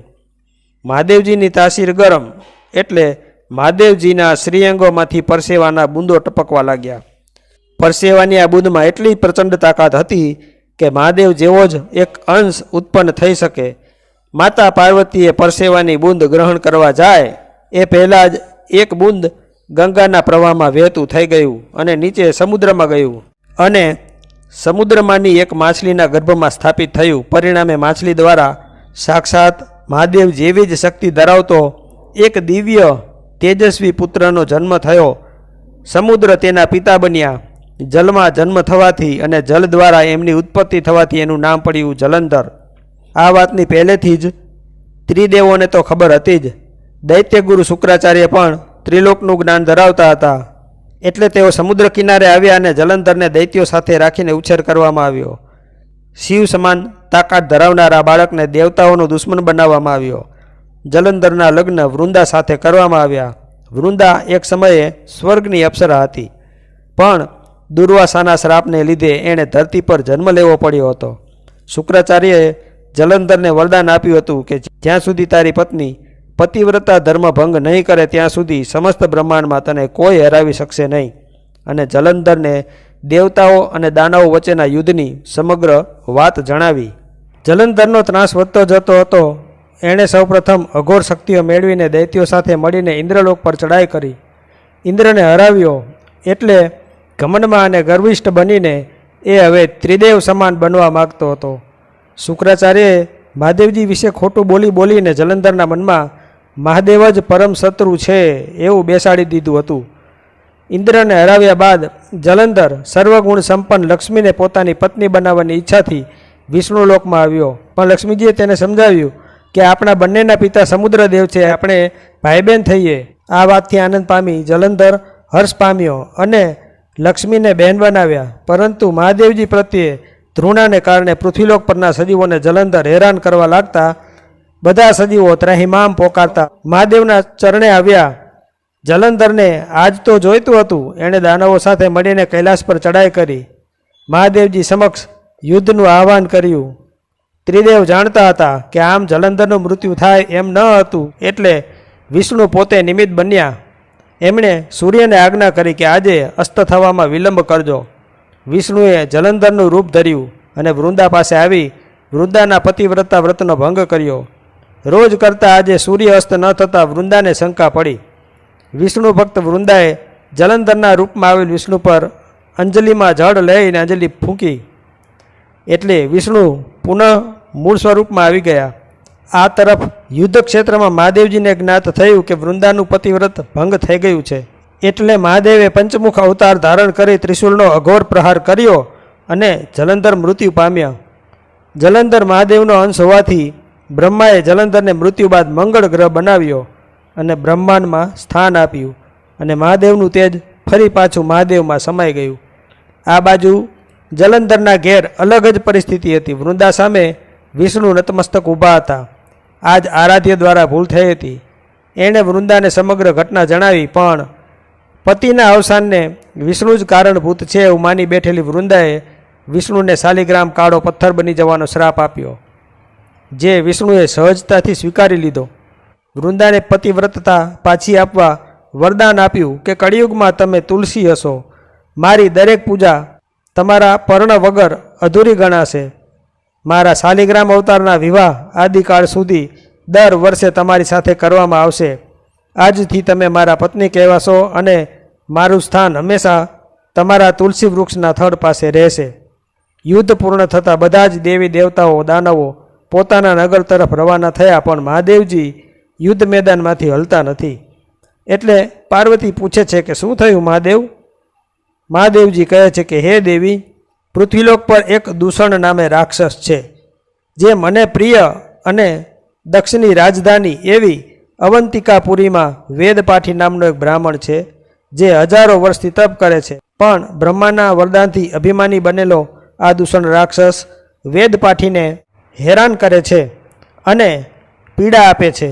માટે હે દેવી, મારે પ્રગટ થવું પડશે. આમ બોલીને મહાદેવજી ઉજ્જૈનમાં આવ્યા. ક્રોધિત થઈ અને માત્ર હુંકાર કરીને જટા ફેલાવી વિરાટ સ્વરૂપ ધારણ કર્યું અને કાલો કે કાલ મહાકાલ બન્યા. દૂષણ રાક્ષસનો અંત કરીને વેદપાઠીને વરદાન આપ્યું કે આજથી હું અહીંયા દક્ષિણાભિમુખી સ્વરૂપે મહાકાલ નામથી જ્યોતિર્લિંગ સ્વરૂપમાં રહીશ. સમગ્ર પૃથ્વીના અધિપતિ તરીકે અહીં મારી પૂજા કરવામાં આવશે. અવંતિકા નગરીના રાજા તરીકે પ્રજા મારી પૂજા કરશે. જે કોઈ પણ એકવાર મારા ચરણે આવશે એને કાળનો ભય નહીં રહે. કાળ એમનાથી સેંકડો કોષ દૂર રહેશે. આમ વેદપાઠી બ્રાહ્મણને વરદાન આપીને મહાદેવજી ત્યાં દક્ષિણાભિમુખી જ્યોતિર્લિંગ સ્વરૂપે બિરાજમાન થયા. પણ અવંતિકા નગરીથી દૂર કૈલાસ પાસે કનખલમાં ચિત્રરથ નામે મહાદેવનો પરમ ઉપાસક એક રાજા મહાદેવજીની હરરોજ હજારો પુષ્પોથી પૂજા કરતો હતો. એ સમયે ત્યાં એક પુષ્પદંત નામનો ગંધર્વ પણ હતો, જે પોતે પણ મહાદેવનો ભક્ત હતો. પણ પૂજા માટે તે ચિત્રરથ નામના રાજાના બગીચામાંથી પુષ્પો ચોરી કરી આવતો હતો. આ ચોરીની ઘટના દરરોજ બનતી. પુષ્પદંતને અદૃશ્ય રહેવાની શક્તિ હતી.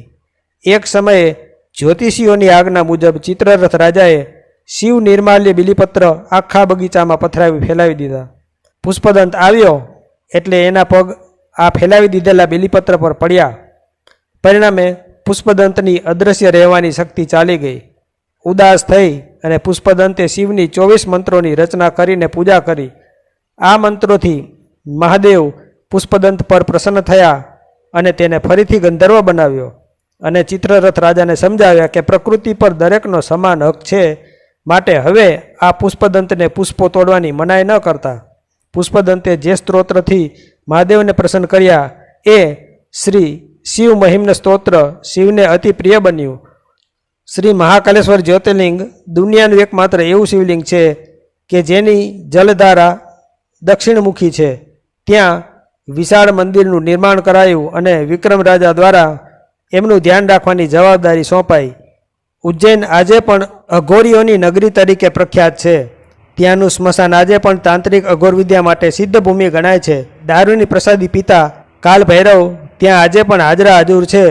ત્યાં ક્ષિપ્રા નદીના કિનારે સાંદીપની ઋષિનો આશ્રમ પણ છે, જ્યાં શ્રીકૃષ્ણ અને સુદામા ભણતા હતા. શિવપુરાણની સત રુદ્ર સંહિતામાં મહાદેવજી પાર્વતીજીને રામ અને કૃષ્ણની જન્મની કથા વર્ણવે છે. સમુદ્ર મંથનમાંથી નીકળેલા અમૃતના પાન બાદ દેવતાઓને હરાવવા મુશ્કેલ હોવાથી દાનવોમાં ખળભળાટ મચી ગયો હતો.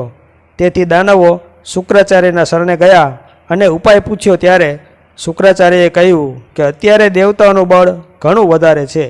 જો કોઈ બ્રાહ્મણનો પુત્ર દાનવોની મદદ કરે તો જ દેવતાઓને હરાવી શકાય. હવે કયો બ્રાહ્મણ એવો હોય કે જે દાનવોની આવા કાર્યમાં મદદ કરે? આ કારણે દાનવોએ પોતાની દીકરીઓનું કન્યાદાન બ્રાહ્મણોને આપવાનું નક્કી કર્યું અને આ દીકરીઓ દ્વારા જન્મતો પુત્ર દાનવોની મદદ કરશે એવી આશા રાખી. એક રાત્રિએ દાનવોના સેનાપતિની પુત્રી કેસકીએ પિતાને ચિંતિત જોયા એટલે પિતાજીએ કેસકીને સઘળી વાત જણાવી. વાત જાણીને કેસકીએ પિતાજીને કહ્યું, આપ આર્યવ્રતના શ્રેષ્ઠ એવા બ્રાહ્મણ વિશ્રવાને મારું કન્યાદાન કરી દો. બધું નક્કી કરવામાં આવ્યું અને વિશ્રવા બ્રાહ્મણ સાથે દાનવ કન્યા કેસકીના લગ્ન કરવામાં આવ્યા. વિશ્રવા બ્રાહ્મણ કુળમાં જન્મ્યા હોવાથી દાન આપે એટલે ધર્મ મુજબ સ્વીકારવું જ પડે. આવી દાનવની દીકરીને સ્વીકારીને વિવાહ કર્યા. વિશ્રવા કોઈ સાધારણ બ્રાહ્મણ નહોતા. બ્રહ્માજીની ઉત્પત્તિ બાદ બ્રહ્મા દ્વારા મહર્ષિ પુલત્સ્ય ઋષિ થયા અને એમનો પુત્ર હતા. આ વિશ્રવા બ્રાહ્મણ ટૂંકમાં બ્રહ્માજીના પૌત્ર એ જ આ વિશ્રવા બ્રાહ્મણ, જેના પરદાદા ખુદ બ્રહ્માજી હોય એનો પ્રપૌત્ર થોડો જ ને કાંઈ નબળો હોય. સમય જતાં કેસકી અને વિશ્રવાને ત્યાં એક પ્રકાંડ, તેજસ્વી અને મહાશક્તિશાળી 10 મસ્તક અને 20 ભુજાઓવાળો એક બાળક જન્મ્યો. નામકરણ સંસ્કાર કરવામાં આવ્યું અને તેનું નામ રાવણ આપવામાં આવ્યું. સમય જતાં વિભીષણ અને કુંભકર્ણ 2 ભાઈઓ અને સુપર્ણખા નામની એક બહેનનો પણ જન્મ થયો. આજનું શ્રીલંકા એ વિશ્રવા બ્રાહ્મણની રાજધાની હતી. સમુદ્ર કિનારે રાજધાની હોવાથી સમુદ્રદેવ વિશ્રવા બ્રાહ્મણના ચરણે આવ્યા અને વરદાન માંગ્યું કે મારા દ્વારા સમુદ્રમાં ઉત્પન્ન થતી કોઈ પણ સ્ત્રી તમારા કુળમાં માતા સમાન ગણાશે. આ અભય વરદાન લઈ અને સમુદ્ર દેવતો ચાલતા થયા. રાવણનું વર્ણન અદ્ભુત અને અવર્ણનીય છે. રાવણ એટલો તેજસ્વી બન્યો કે 4 વેદોનું જ્ઞાન તેને કંઠસ્થ હતું. 18 પુરાણો અને ઉપનિષદો તે કવિતાની જેમ મૌખિક બોલી શકતો હતો. બ્રહ્માંડના 9 ગ્રહોને તેણે પલંગના પાયે બાંધીને રાખ્યા હતા. શનિદેવે રાવણ ઉપર કુદ્રષ્ટિ કરતા કારાગૃહમાં તેને ઊંધા લટકાવ્યા હતા. સમગ્ર પૃથ્વી ધરા પર રાવણનું સામ્રાજ્ય હતું. તે મહાદેવનો પરમ ભક્ત હતો. મહાદેવજીની એક પણ વેદ સ્તુતિ કથા કે મંત્ર એવા નહોતા કે જે રાવણને કંઠસ્થ ન હોય. રાવણનું તેજ 10 દિક્પાલો કરતાં 1000 ગણું વધારે હતું. સૂર્ય ચંદ્ર રાવણના ચોકીદાર હતા. રાવણ બ્રાહ્મણનો દીકરો હોવાથી મહાન જ્યોતિષાચાર્ય હતો. તે સંસ્કારી, ગુણવાન, રૂપવાન, શક્તિશાળી અને ધૈર્યવાન હતો. તેનો મહિમા 4 દિશાઓમાં ગવાતો હતો. રાવણે રાવણ સંહિતાની રચના કરી. હે ભવાની, આ તો થઈ રાવણની વાત. હવે ભવાની, તમે સાંભળો મારા પ્રભુ શ્રી રામની કથા. બ્રહ્માજીની 60મી પેઢી અને ભગીરથના વંશજ શ્રી રામ હતા. શ્રી રામનો જન્મ બ્રહ્માજીની 68મી પેઢીએ થયો હતો. બ્રહ્માજીથી 65મી પેઢી અને ત્રેતાયુગમાં રઘુ નામના રાજા થયા. તેમણે સૂર્યની પૂજા કરી અને સૂર્યવંશની સ્થાપના કરી. રઘુથી અજ, અજથી દશરથ અને દશરથથી શ્રી રામ થયા. એક સમયે દુઃખી થઈને રાજા દશરથ તેમની 3 પત્નીઓ કૌશલ્યા, સુમિત્રા અને કૈકેયી સાથે ગુરુ વશિષ્ઠ પાસે ગયા અને ગુરુજીને કહ્યું, હે ગુરુદેવ, આપ જેવા ગુરુ મળ્યા છતાં પણ મને પુત્ર સુખ નથી. આટલી મોટી રાજધાની અયોધ્યા, પણ હવેનો ભાવિ રાજા બને એવું કોઈ નથી. ત્યારે શ્રી વશિષ્ઠ મુનિ બોલ્યા કે હે રાજન, તમે પુત્ર કામેષ્ઠી યજ્ઞ કરો. દશરથે ગુરુજીની આજ્ઞા મુજબ પુત્ર કામેષ્ઠી યજ્ઞ કરાવ્યો અને અગ્નિદેવે સાક્ષાત પોતે ખીર લઈ અને યજ્ઞમાંથી પ્રગટ થવું પડ્યું. એ ખીરના ચરુના 3 ભાગ થયા. જે 3 રાણીઓએ ખીરની પ્રસાદી લેતા રામ, લક્ષ્મણ, ભરત અને શત્રુઘ્નનો જન્મ થયો. રામનો જન્મ થયો ત્યાં સુધીમાં રાવણ ત્રિલોકનો અધિપતિ હતો. બ્રહ્માજીના 50 વર્ષ સુધી રાવણે રાજ્ય કર્યું હતું.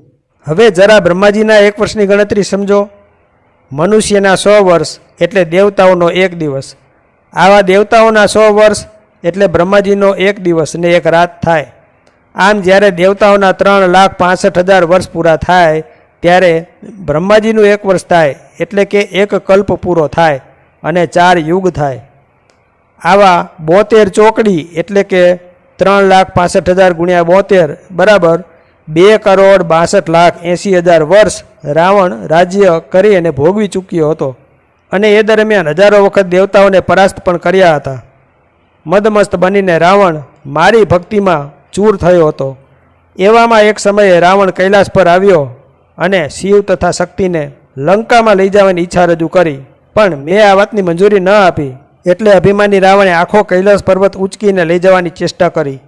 આથી ક્રોધિત થઈ અને મહાદેવજીએ માત્ર જમણા પગનો અંગૂઠો કૈલાસની ભૂમિ ઉપર મૂક્યો અને રાવણ કૈલાસ નીચે દબાઈ ગયો.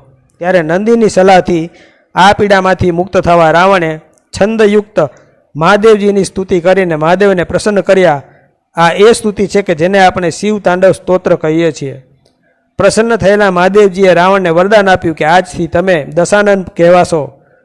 10 પ્રકારના આનંદના તમે સ્વામી બનશો. આથી નામ પડ્યું દશાનંદ. તમારી આ સ્તુતિથી કળિયુગમાં પણ મને સૌ તુરંત પ્રસન્ન કરશે અને ભક્તોને મારા વરદાન મળશે. હે દશાનંદ, તમે મારી અનન્ય ભક્તિ કરી છે. આથી લંકાના રાજા તમે આજથી લંકેશ પણ કહેવાશો. આદિકાળ સુધી તમે મારા પરમ ભક્ત કહેવાશો. સમસ્ત બ્રાહ્મણ વંશના ગર્વનું તમે કારણ બનશો. મારું વરદાન છે રાવણ, બ્રાહ્મણોને હું અતિ પ્રિય બનીશ અને બ્રાહ્મણો હંમેશા મને અતિ પ્રિય રહેશે. તમારું મૃત્યુ ત્યારે જ શક્ય બનશે કે જ્યારે કોઈ તમારી નાભી પર બ્રહ્માસ્ત્રનો પ્રહાર કરશે. હું તમારી નાભીમાં અમૃત કુંભ સ્થાપું છું. રાવણ, તમે મને લંકા લઈ જવા માગો છો ને? એમ કહીને મહાદેવજીએ 11 અંગૂઠા જેવડું એક શિવલિંગ રાવણને આપીને કહ્યું, આ શિવલિંગ તમે જે ભૂમિ પર રાખશો ત્યાં સ્વયંભૂ બની જશે. ખૂબ જ પ્રસન્ન થઈને રાવણ તે શિવલિંગ લઈને ચાલતો થયો. પણ રસ્તામાં લઘુશંકાની ઈચ્છા થતાં રાવણે એ શિવલિંગ રસ્તા પરના એક ગોવાળને આપ્યું. પણ રાવણ પાછો આવે તે પહેલાં તો ગોવાળે એ શિવલિંગને ધરતી પર મૂકી દીધું હતું. રાવણે પોતાના અંગૂઠાની છાપ એ શિવલિંગ ઉપર પાડી અને એક ક્ષેત્રને વરદાન આપ્યું કે આ શિવલિંગના જે કોઈ દર્શન કરશે તેને કોઈ જ રોગ નહીં થાય. બ્રહ્મા અને વિષ્ણુએ ત્યાં આવીને શિવલિંગની પૂજા કરી અને આ જ્યોતિર્લિંગને શ્રી વૈદ્યનાથ જ્યોતિર્લિંગ નામ આપવામાં આવ્યું. આ જ્યોતિર્લિંગ બિહારના ઝારખંડમાં આવેલું છે. બોલો વૈદ્યનાથ મહાદેવ કી જય. રાવણ ત્રિભુવનનો અધિપતિ હોવાથી કોઈ દેવતાઓ તેને હરાવવા સક્ષમ નહોતા. આથી બધા રાક્ષસો સાથે મળીને પૃથ્વી પર તેમનો ત્રાસ વધારવા લાગ્યા. બધા ત્રાહિમામ પોકારી ગયા. ત્યારે જગતના પાલનહાર ભગવાન વિષ્ણુએ ચૈત્ર સુદ નવમીના દિવસે બપોરના બરાબર 12 વાગે અયોધ્યાના નરેશ શ્રી દશરથજીના ઘેર માતા કૌશલ્યના ખોળે રામ અવતાર સ્વરૂપે જન્મ લીધો અને તમામ વિદ્યાઓમાં નિપુણ બન્યા.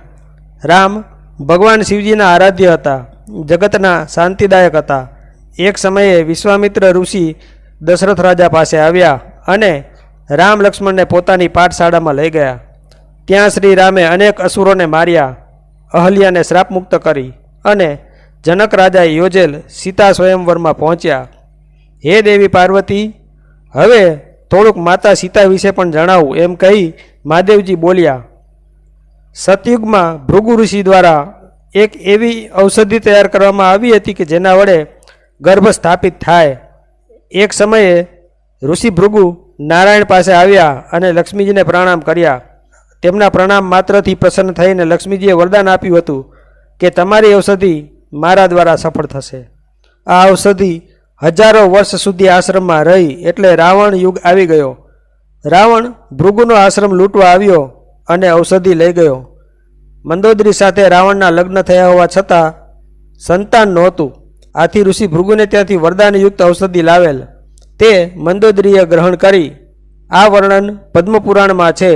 આ બાજુ રાવણ ત્રાસ મચાવતો હતો અને મંદોદરી ગર્ભવતી બન્યા, પણ રાવણની બીકે એ ગર્ભને મંત્રો દ્વારા પેટમાંથી બહાર કાઢીને પૃથ્વીને આપ્યો અને મૈથિલી નગરના જનક રાજાના રાજ્યમાં સ્થાપિત કર્યો. એક સમયે જનક રાજા હળ ચલાવતા હતા ત્યારે ધરામાંથી એક દીકરી મળી જે જમીનની અંદર જ પ્રગટ થઈ હતી. જનક રાજાએ તેનું નામ જાનકી રાખ્યું અને તેનું પાલન પોષણ કર્યું. રામ આ જ જાનકીના સ્વયંવરમાં હતા જ્યાં રાવણ પણ હતો. સ્વયંવરમાં શરત હતી શિવ ધનુષ્ય તોડવાની. મહાદેવજીએ અઘોર મંત્ર દ્વારા આ ધનુષ્ય બનાવ્યું હતું જેના દ્વારા કોઈ પણ યુદ્ધ જીતી શકાય. મહાદેવજીએ આ ધનુષ્ય પરશુરામ દેવજીને આપ્યું હતું અને પરશુરામે 21 વખત પૃથ્વીને નક્ષત્રિય કરી હતી. ત્યારબાદ પરશુરામે આ ધનુષ્યની રક્ષા કરવા જનક રાયને આપ્યું હતું. માત્ર જનક રાજા જાણતા હતા કે સીતા માતા જાનકી દેવી શક્તિ સાક્ષાત લક્ષ્મી છે. નારાયણના અવતરણ સિવાય કોઈ પણ આ ધનુષ્યને તલવાર માત્ર હલાવી કે ઉપાડી શકવા સક્ષમ નથી. શ્રી રામે એ ધનુષ્ય તોડીને જનકની શરતરૂપી પ્રતિજ્ઞા પૂરી કરી અને સીતાજીને પરણીને અયોધ્યા પરત આવ્યા. કૈકેયીએ દશરથ પાસે વચન માગ્યું કે મારા ભરતને રાજગાદી મળે અને રામને 14 વર્ષનો વનવાસ. આથી રામ, લક્ષ્મણ અને જાનકી માતા એટલે કે સીતાજી 14 વર્ષ માટે વનવાસ ગયા. રાવણની બહેન સુપર્ણખાને આ વાતની જાણ થતાં તે રામને જોવા પંચવટી આવી. લક્ષ્મણે સુપર્ણખાનું નાક કાપી નાખ્યું, જેનો બદલો લેવા રાવણે નક્કી કર્યું. રાવણે સાધુનો વેશ લઈ પંચવટી વનમાં આવી ભિક્ષા માગવાના બહાને માતૃભાવનાથી સીતાનું હરણ કરી લંકા લઈ ગયો. રાવણના પિતાનું સમુદ્રને વરદાન હતું કે એમની દીકરીઓ એ વિશ્રવા વંશના તમામ માટે માતા સમાન છે, એટલે ખંભે બેસાડીને રાવણ માતા સીતાને લંકામાં લઈ ગયો હતો. આ તરફ સીતાજીને શોધતા રામ વાલી અને જાંબુવાનને મળ્યા, પણ વર્ષોથી એક ભક્ત રામ રામ જપતા હતા તેમને મળવાનું બાકી હતું. હનુમાનજીને મળવાનું બાકી હતું. બન્યું હતું એવું કે સમુદ્ર મંથન પછી વિષ્ણુના મોહિની અવતારથી મહાદેવ મોહિની પર મોહિત થઈ ગયા હતા. એટલે મહાદેવના તેજનું એક ટીપું તેમના શરીરમાંથી છૂટું પડવાનું હતું. તેની જાણ પવનદેવને થઈ ગઈ. એટલે જો આ ટીપું ધરતી પર પડે તો વિષ્ણુ પત્ની ધરતીને લાંછન લાગે, કલંક લાગે અને તે ગર્ભવતી બને. એટલે પવનદેવે એ તેજના ટીપાને વડના પાન પર ઝીલી લીધું અને વનમાં જ્યાં વાનર રાજ કેસરી અને દુર્વાસા ઋષિના શ્રાપથી વાંદરી બનેલ અપ્સરા ઉર્વશી, જેનું નામ અંજની હતું, એ તપ કરતા હતા તેને પવનદેવે પુત્રનું વરદાન આપ્યું. આ બીજ અંજનીના ગર્ભમાં સ્થાપિત કર્યું, જેનો ચૈત્ર સુદ પૂનમે જન્મ થયો. બધા દુઃખો અને કષ્ટોને હરનાર એવા શ્રી કૃષ્ણ ભંજન હનુમાનજીનો. હનુમાનજી મહાદેવજીનો 11મો અવતાર હતા એવો પુરાણોમાં ઉલ્લેખ છે. હનુમાનજી વર્ષોથી વનમાં રામ રામ જપતા હતા. આજે રામે હનુમાનને દર્શન આપ્યા અને બધી વાત કરી. લંકા પર ચડાઈ કરતાં પહેલાં માતા સીતાની શોધ કરતાં કરતાં ચાલતા ચાલતા તેઓ ભારતના છેક દક્ષિણ છેડે આવી ગયા. ત્યાં વિશાળ સમુદ્ર હતો, આથી ત્યાં રામ સેતુ બનાવવાની શરૂઆત કરી. સૌપ્રથમ રામે વિશાળ શિવલિંગ બનાવ્યું. મહાદેવજી પ્રગટ થયા અને વિજયી ભવ એવું વરદાન તો આપ્યું, પણ બ્રાહ્મણ વગર પ્રાણ પ્રતિષ્ઠા શક્ય જ ન બને. એટલે લંકાથી બ્રાહ્મણો બોલાવ્યા અને મહાદેવજીની ભવ્ય પ્રાણ પ્રતિષ્ઠા કરાઈ. આચાર્ય પદે ખુદ રાવણ પોતે મહાદેવજીના જ્યોતિર્લિંગની પ્રાણ પ્રતિષ્ઠાનું કાર્ય કર્યું. આમ રામેશ્વર જ્યોતિર્લિંગની સ્થાપના થઈ. પછી રામ સેતુબંધ બાંધવામાં આવ્યો. લંકા પર ચડાઈ કરી રાવણનો વધ કરી સીતાજીને પાછા અયોધ્યા લાવ્યા. સીતાની અગ્નિ પરીક્ષા, ધોબીના મેણાથી સીતાજીનો ત્યાગ, લવકુશનો જન્મ, અશ્વમેઘ યજ્ઞનો ઘોડો લવકુશ દ્વારા પકડી લેવાવો, જાનકીનું પાછું ભૂમિમાં સમાઈ જવું, રામ રાજ્યનો અંત અને દ્વાપર યુગની શરૂઆત કરીને શિવપુરાણમાં રુદ્ર સંહિતા પૂરી કરાઈ છે. માતા ભવાની જરા વિચારમગ્ન બેઠા હતા. એટલે મહાદેવજીએ પૂછ્યું કે હે દેવી, શું વિચારો છો? ત્યારે ભવાની બોલ્યા, રામાવતારમાં હું કયા સ્વરૂપમાં હતી અને હનુમાનજીએ લંકા કેમ સળગાવી એ કથા કહી દો દેવ. મહાદેવ કહે, સાંભળો દેવી, આ જન્મ પહેલાં ગયા કલ્પમાં જ્યારે તમે પાર્વતી હતા ત્યારની વાત છે. કૈલાસ પર્વત પર હજારો વર્ષ વસવાટ કરવાથી આપે જીદ કરી, એટલે મેં વિશ્વકર્માને આજ્ઞા કરી કે ભવાની માટે અત્યંત ભવ્ય મહેલનું જ્યાં મારી દ્રષ્ટિ પડે ત્યાં નિર્માણ કરો. એવો સુવર્ણ મહેલ બનાવો કે જ્યાં એક ટાપુ હોય. કૈલાસ પર બેઠા બેઠા મહાદેવે દ્રષ્ટિ કરી આર્યવ્રતના દક્ષિણ ભાગથી આગળ એક ટાપુ પર, જે આજનું શ્રીલંકા. મહાદેવજીની આજ્ઞાથી વિશ્વકર્માએ ત્યાં એક સોનાનો ભવ્ય મહેલ બનાવ્યો. રહેતા પહેલાં વાસ્તુદેવની શાંતિ માટે વાસ્તુ યજ્ઞ કરવો પડે. મહાદેવે પ્રકાંડ બ્રાહ્મણો બોલાવ્યા. આ બ્રાહ્મણમાં આચાર્ય પદે હતો રાવણ.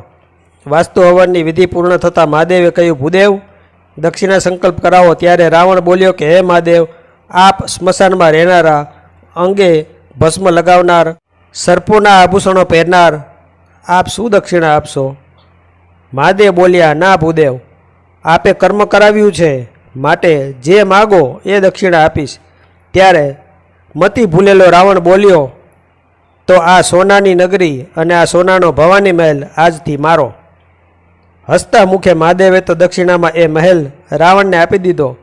પણ ત્યારે માતા ભવાનીના ભ્રમર ઊંચા થઈ ગયા અને માતાએ રાવણને શ્રાપ આપ્યો કે સાંભળ રાવણ, ભલે તું દક્ષિણામાં આ મહેલ લઈ ગયો, પણ જે મહેલમાં મારો ગણેશ નથી રમ્યો, જે મહેલમાં મારા પતિદેવ મહાદેવે પગ નથી મૂક્યો, એ મહેલ એક સમયે હું આગથી ભડકે બાળીશ. શિવશક્તિ પાછા કૈલાસ આવી ગયા. મહેલ હવે રાવણનો હોવાથી આખા દ્વીપનું નામ લંકેશ પરથી લંકા રાખવામાં આવ્યું. દેવી, હનુમાન અવતારમાં તમે મારી પૂંછ હતા. જ્યારે હનુમાનજીને બાંધી દેવામાં આવ્યા, કારણ કે હનુમાનજીએ અશોક વાટિકાના ફળો ખાધા હતા, ત્યારે તમે જ અગ્નિ રૂપમાં પૂંછ દ્વારા આખી લંકા સળગાવીને શ્રાપને ફળીભૂત કર્યો હતો.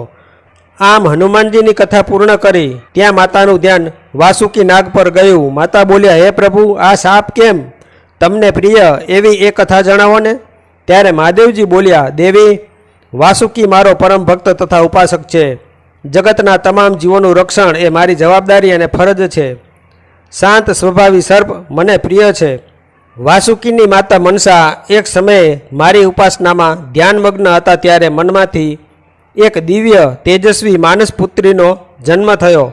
પણ આ પુત્રી અડાઅડ ઝેર કરતાં પણ વધુ ઝેરી હતી. મનસા દ્વારા 9 દિગ્ગજ નાગપુત્રો જન્મ્યા. મનસા કૃષ્ણ અને મહાદેવની પરમ ભક્ત હતી. મહાદેવે મનસા સામે પ્રગટ થઈ વરદાન આપ્યું કે એનો પ્રથમ પુત્ર તેમના ગળાનું આભૂષણ બનશે અને આ નાગ કન્યા નાગલોકની રાણી બનશે. સમસ્ત પ્રજાતિ નાગની પૂજા કરશે અને તમારું મનસામાંથી મનસા દેવી તરીકે પૂજન થશે. ભવાની બોલ્યા, જ્યાં આપનું નાગ સ્વરૂપે પૂજન થતું હોય એ કથા જણાવો. મહાદેવ બોલ્યા, ગુર્જર પ્રદેશનું દારૂક વન એટલે આજનું દ્વારકા, તેમાં સુપ્રિય નામે મહાદેવનો એક પરમ ભક્ત નિરંતર શિવની પૂજા કરતો હતો અને શિવ ભક્તિમાં લીન રહેતો હતો. આ વાત ત્યાં રહેતા દારૂક રાક્ષસને ગમતી નહોતી. એકવાર સુપ્રિય શિવ ભક્તો સાથે નાવમાં બેસી નદી માર્ગે શિવાલય જતો હતો. ત્યારે દારૂકે બધાને બંદી બનાવી લીધા. ભક્તને છોડાવવા પ્રભુ મહાદેવજી ત્યાં સ્વયં પાશુપત અસ્ત્ર સાથે પ્રગટ થયા અને દારૂક રાક્ષસનો અંત કર્યો. મહાદેવે ત્યાં ભવાની સાથે નાગ નાગણીના રૂપમાં વાસ કર્યો અને એક શિવલિંગમાં તેજ એકત્રિત થયું. ત્યાં ગુજરાતના બીજા જ્યોતિર્લિંગની એટલે કે નાગેશ્વર મહાદેવની સ્થાપના થઈ, જે દ્વારકા પાસે આવેલું છે. માં ભવાનીએ મહાદેવજીને પૂછ્યું કે હે દેવ, નારાયણને અવતારો શા માટે લેવા પડે છે? મહાદેવ કહે, સાંભળો દેવી, એક સમયે વિષ્ણુલોકમાં વિષ્ણુજી શયન કરતા હતા. ત્યારે બ્રહ્માજીના માનસ પુત્ર નારદજી વિષ્ણુને મળવા આવ્યા, પણ નારાયણના બે ચોકીદારો પાર્ષદો જય અને વિજયે નારદજીને રોક્યા. આથી નારદે જય વિજયને શ્રાપ આપ્યો કે તમારે 6 વખત રાક્ષસ કુળમાં જન્મ લેવો પડશે અને નારાયણના અવતાર દ્વારા જ તમને મોક્ષ મળશે. સતયુગમાં તેઓ હિરણ્યાક્ષ અને હિરણ્યકશિપુ બન્યા અને વિષ્ણુના નૃસિંહ અવતારમાં એમને મોક્ષ મળ્યો અને પ્રહલાદની ભક્તિ ફળી.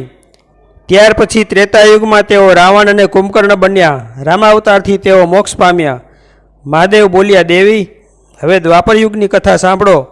રામના સ્વધામ ગમન પછી સૂર્યવંશનું સામ્રાજ્ય સમાપ્ત થઈ ગયું અને બ્રહ્માજીથી અત્રિ, અત્રિથી ચંદ્ર, ચંદ્રથી બુધ, બુધથી પુરુરવા, આયુષ અને નહુસ અનુક્રમે થયા. નહુસથી યયાતિ અને યયાતિથી યદુ થતાં યદુવંશ થયો. યદુવંશની 51મી પેઢીથી દ્વાપરયુગ શરૂ થયો. આખી ધરા પર યાદવોનું રાજ હતું, જેમાં મથુરામાં રાજા કંસ રાજ્ય કરતો હતો. તે ઉગ્રસેનનો પુત્ર હતો. દેવકી કંસની બહેન હતી. તેના લગ્ન વસુદેવ સાથે કરાયા હતા. દેવકીની વિદાય સમયે આકાશવાણી થઈ કે દેવકીનું 8મું સંતાન કંસનો વધ કરશે. મતિભ્રષ્ટ થઈ કંસે બેન બનાવીને કેદ પૂર્યા. તે મથુરાની ધરા અને પ્રજા ઉપર ત્રાસ ગુજારવા લાગ્યો. કંસ પાપી અને દુરાચારી બની ગયો. સમગ્ર પૃથ્વી પરના તમામ કંસના ત્રાસથી ત્રાહિમામ પોકારી ગયા. હે દેવી, નારાયણના અવતાર પહેલાં નર્મદાના કિનારે માંધાતા નગરી નામે એક રાજ્ય હતું. તેનો માંધાતા રાજા મારો પરમ અને પ્રખર ભક્ત હતો. એ ત્રેતાયુગથી મારું તપ કરતો હોવાથી એની ભક્તિનું ફળ આપવા હું પ્રગટ થયો. 2 જ્યોતિર્લિંગ અને વચ્ચે નર્મદા એમ સામ સામે 2 રૂપે પ્રગટ થયો. એકનું નામ ઓમકારેશ્વર અને એકનું નામ મમલેશ્વર આપ્યું. નર્મદાને વરદાન મળ્યું કે જેટલું ફળ ગંગાના સ્નાનથી મળે એટલું જ ફળ નર્મદાને નમસ્કાર કરવા માત્રથી મળશે. માંધાતાએ શિવજી પાસે વરદાન માંગ્યું કે નર્મદાના કંકર એટલા શંકર માનવામાં આવે. આથી હું તેમને તથાસ્તુ કહી અને અંતર ધ્યાન થઈ ગયો. ધરા પર કંસનો ત્રાસ વધતા તે સમયે નારદજી નારાયણ પાસે આવીને બોલ્યા, પ્રભુ, કૃપા કરી હવે તો આપ અવતાર ધારણ કરો.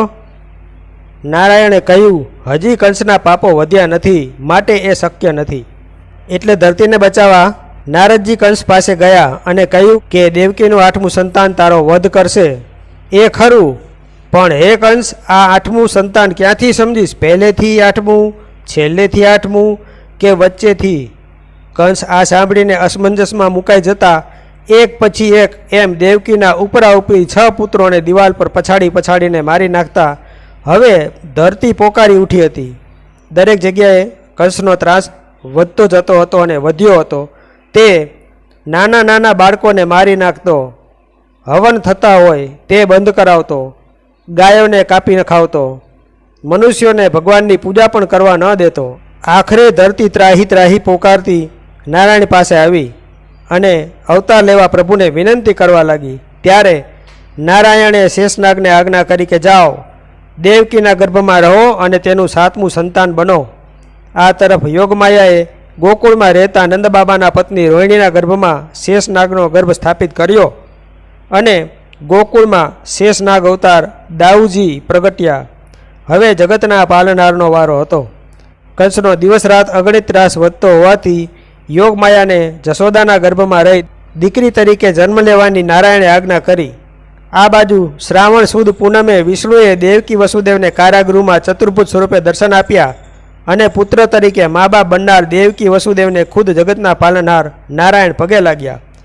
એકમ, બીજ, ત્રીજ, ચોથ અને પાંચમ દિવસો ગયા. ધરા છઠના દિવસે આતુર બની, યમુનાના જળ ગાંડા તૂર બન્યા. બધે જ અનેરો આનંદ ઉત્સવ ઉજવાય છે. સાતમ આવી ગઈ અને આજ શ્રાવણ વદ આઠમ આવી છે. ઘનઘોર વાદળો છવાયા છે, સુગંધિત પુષ્પો ખીલ્યા છે. મયુર એટલે કે મોર પોકાર કરીને ટહુકી રહ્યા છે. દેડકાઓ ડ્રાઉં ડ્રાઉં કરે છે. ઋષિમુનિઓ હવનના મંત્રોચ્ચાર કરે છે. ધરા પરનો પાપ ધ્રુજવા લાગ્યો છે. ઘનઘોર રાત્રિમાં રોહિણી નક્ષત્ર બેઠું. બધા જ ગ્રહો એક સીધી રેખામાં આવ્યા. કારાગૃહમાં દેવકી માતાને પ્રસવ વેદના શરૂ થતાં વસુદેવજી પ્રભુનું સ્મરણ કરે છે. બરાબર મધ્યરાત્રિનું બીજું પ્રહર પત્યું. 12 વાગ્યા અને ખુદ આ જગતના પાલનહાર વસુદેવને ધન્ય કરવા, ધરાને પવિત્ર કરી ધન્ય કરવા, ભક્તોનું દુઃખ દૂર કરવા, ગાયોનો ગોવાળ, ગોપીઓનો પ્યારો, જશોદાનો દુલારો બની બાળક રૂપે જન્મ લે છે. આજે કરુણાના કરનાર ભગવાન શ્રી વિષ્ણુ પોતે કૃષ્ણ કાનુડો બન્યા છે. બોલો શ્રી કૃષ્ણ કનૈયા લાલ કી જય, દ્વારિકાધીશ કી જય. બોલો હરે કૃષ્ણ કૃષ્ણ કૃષ્ણ હરે હરે, હરે કૃષ્ણ કૃષ્ણ કૃષ્ણ હરે હરે. આટલું બોલતા જ મહાદેવજી ભાવ વિભોર, પુલકિત અને હર્ષિત બની જતા તેમની આંખોમાંથી દળ દળ આંસુડે રડી ઉઠ્યા છે. આ પ્રસંગે માતા પાર્વતીજી પણ ગદગદ થઈ ગયા. આજે દેવાધિદેવ મહાદેવના ઈષ્ટ પૃથ્વી પર કૃષ્ણાવતાર ધારણ કરતા મહાદેવજી રાજી રાજી થયા છે. મહાદેવે ઇન્દ્રને આજ્ઞા કરી કે આખી ધરા પાવન કરવા ઘનઘોર બારે મેઘ ખાંગા કરો. ગંગાજી યમુનાજીએ માજા મૂકી. અવનીએ લીલી ચાદર ઓઢી લીધી. વસુદેવની હાથકડીઓ તૂટી ગઈ. તેમણે પ્રભુને ટોપલામાં પધરાવ્યા. નારાયણની સૂચના મુજબ વસુદેવ કાનાને નંદબાબાને ઘેર ગોકુળમાં મૂકવા જાય છે. યમુનાજી પ્રભુના પગ પખાડી માર્ગ કરી આપે છે. વસુદેવજી પ્રભુને નંદબાબાને ઘેર જશોદાની બાજુમાં પોઢાડી અને યોગમાયા દીકરીને લઈ પાછા આવી જાય છે.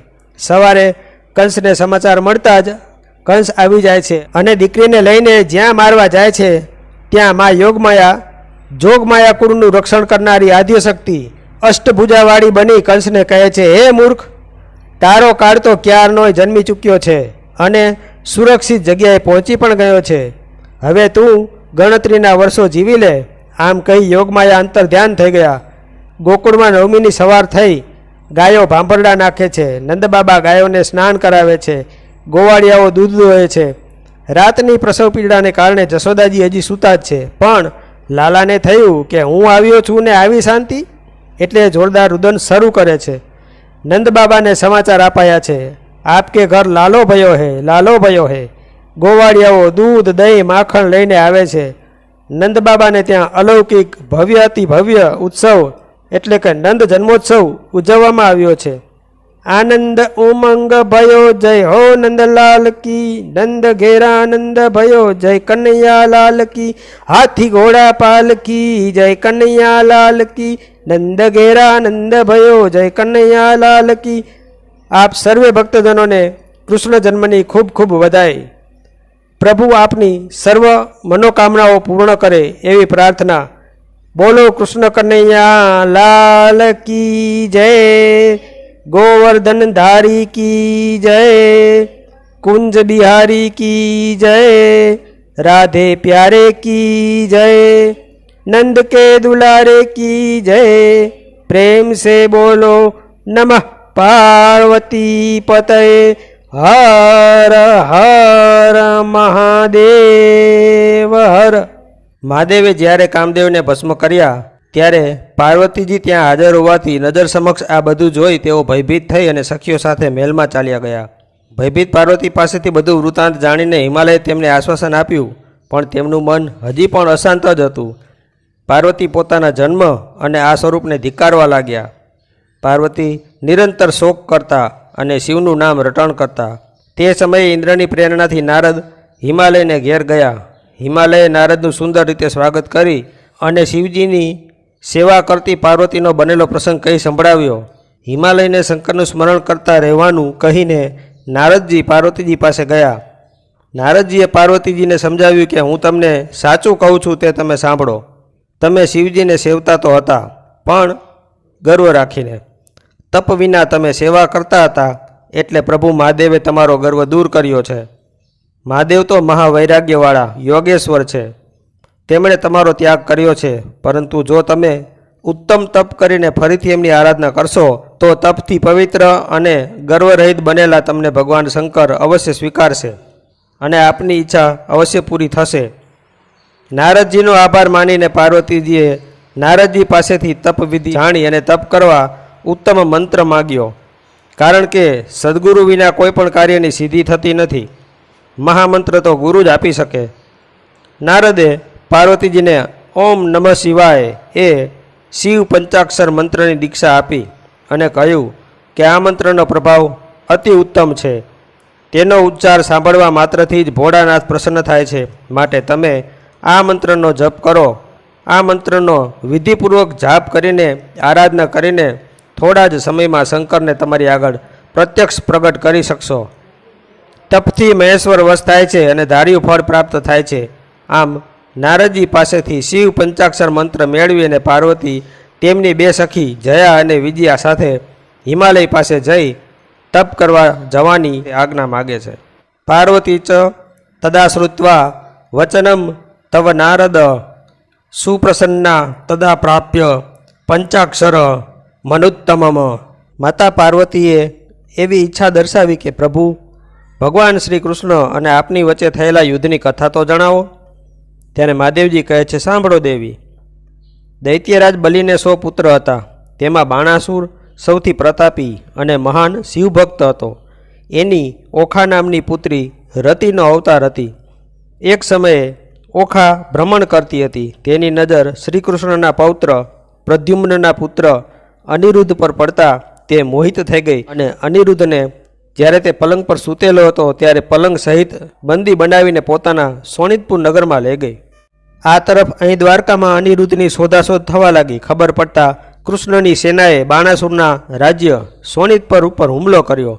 બાણાસુર પણ મહાન શિવભક્ત હોવાથી બાણાસુરને બચાવવા ખુદ મહાદેવજી કૃષ્ણ સાથે યુદ્ધ કરવા માટે મેદાનમાં ઉતર્યા. ઘણા જ અસ્ત્ર શસ્ત્રનો પ્રયોગ થયો. અંતે મહાદેવજીએ શ્રીકૃષ્ણને કહ્યું કે હે કૃષ્ણ, આપ મારા હૃદયમાં છો એટલે હું તમને મારી શકું, પણ તમે મને ન મારતા. આથી શ્રીકૃષ્ણએ સંમત થઈ અને સમાધાનનું વલણ અપનાવતા કહ્યું, બોલો પ્રભુ, આપ કહો તેમ કરીએ. ત્યારે મહાદેવજી બોલ્યા, તમે અનિરુદ્ધ અને ઓખાના વિવાહ કરાવો.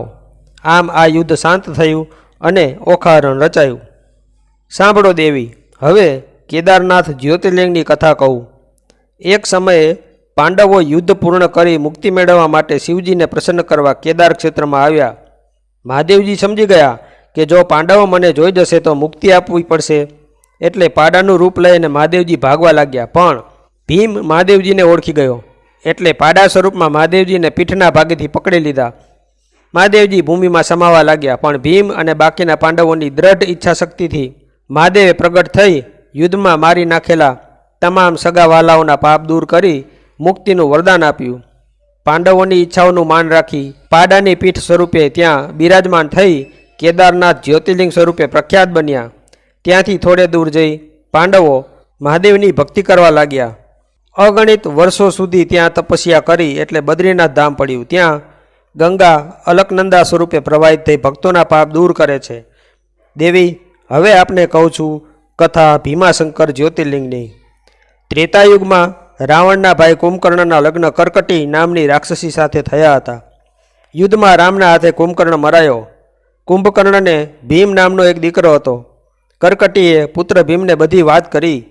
આથી બદલો લેવાની ભાવનાથી ભીમ આજુબાજુ બધાને ત્રાસ આપવા લાગ્યો અને તેણે કામરૂપેશ્વર રાજાને બંદી બનાવ્યા, કેમ કે એ રાજા મહાન શિવભક્ત હતા. કેદખાનામાં જ રાજાએ માટીનું એક શિવલિંગ બનાવી પૂજા કરવા લાગ્યા.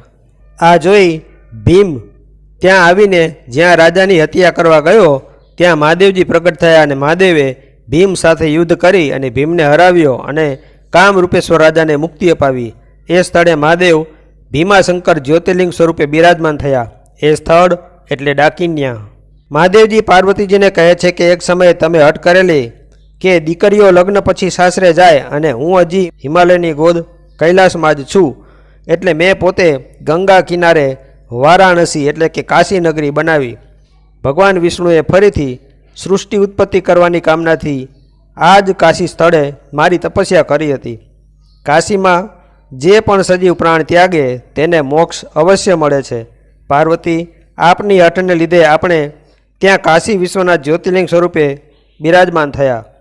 બોલો શ્રી કાશી વિશ્વનાથ મહાદેવ કી જય. હવે બીજી કથા સાંભળો. દેવી ભવાની મહારાષ્ટ્ર ક્ષેત્રમાં ઋષિ ગૌતમ અને એમના પત્ની અહલ્યા રહેતા. આજુબાજુની સ્ત્રીઓ અહલ્યાના તપથી અદેખાઈ કરવા લાગી, એટલે એ સ્ત્રીઓએ ગણેશજીને તપ કરીને પ્રસન્ન કર્યા. ગણેશજીને દુબળી ગાય બનવા કહી ઋષિ ગૌતમના આશ્રમમાં ચરવા મૂકી દીધા.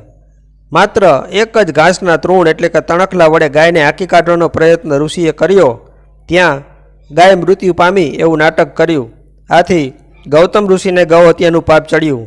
આ પાપથી દૂર થવા ગૌતમ અને અહલ્યા મહાદેવજીની ભક્તિ કરવા લાગ્યા.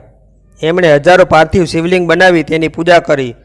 અહલ્યા સાડીના છેડામાં ગંગાજી લાવતા તેનાથી શિવલિંગ પર અભિષેક કરતા. મહાદેવજી પ્રસન્ન થયા અને ગૌતમને સઘળી સાચી વાત જણાવતા મહાદેવજીએ કહ્યું કે તમને ગૌ હત્યા લાગી જ નહોતી, એ તો ગણેશજી હતા. ગૌતમ અહલ્યાની પૂજાથી પ્રસન્ન થઈને મહાદેવજી ત્યાં ત્રંબકેશ્વર જ્યોતિર્લિંગ સ્વરૂપે બિરાજમાન થયા. બોલો શ્રી ત્રંબકેશ્વર મહાદેવ કી જય. દેવી, હવે આપને ધુષ્મેશ્વર મહાદેવની કથા કહું છું, એ સાંભળો. મહારાષ્ટ્રના દેવગિરી પર્વત પર સુધર્મા નામે એક બ્રાહ્મણ રહેતો હતો. તેણે સુદેહા સ્ત્રી સાથે લગ્ન કર્યા, પણ સંતાન સુખ ન હતું. સંતાન સુખ ન મળતા સુદેહાના કહેવાથી જ સુધર્માએ સુદેહાની નાની બહેન ધુષ્મા સાથે લગ્ન કર્યા. ધુષ્મા દરરોજ 1000 પાર્થિવ શિવલિંગ બનાવી તેની પૂજા કરતી, એટલે ભાગ્ય કૃપાથી એક પુત્રનો જન્મ થયો.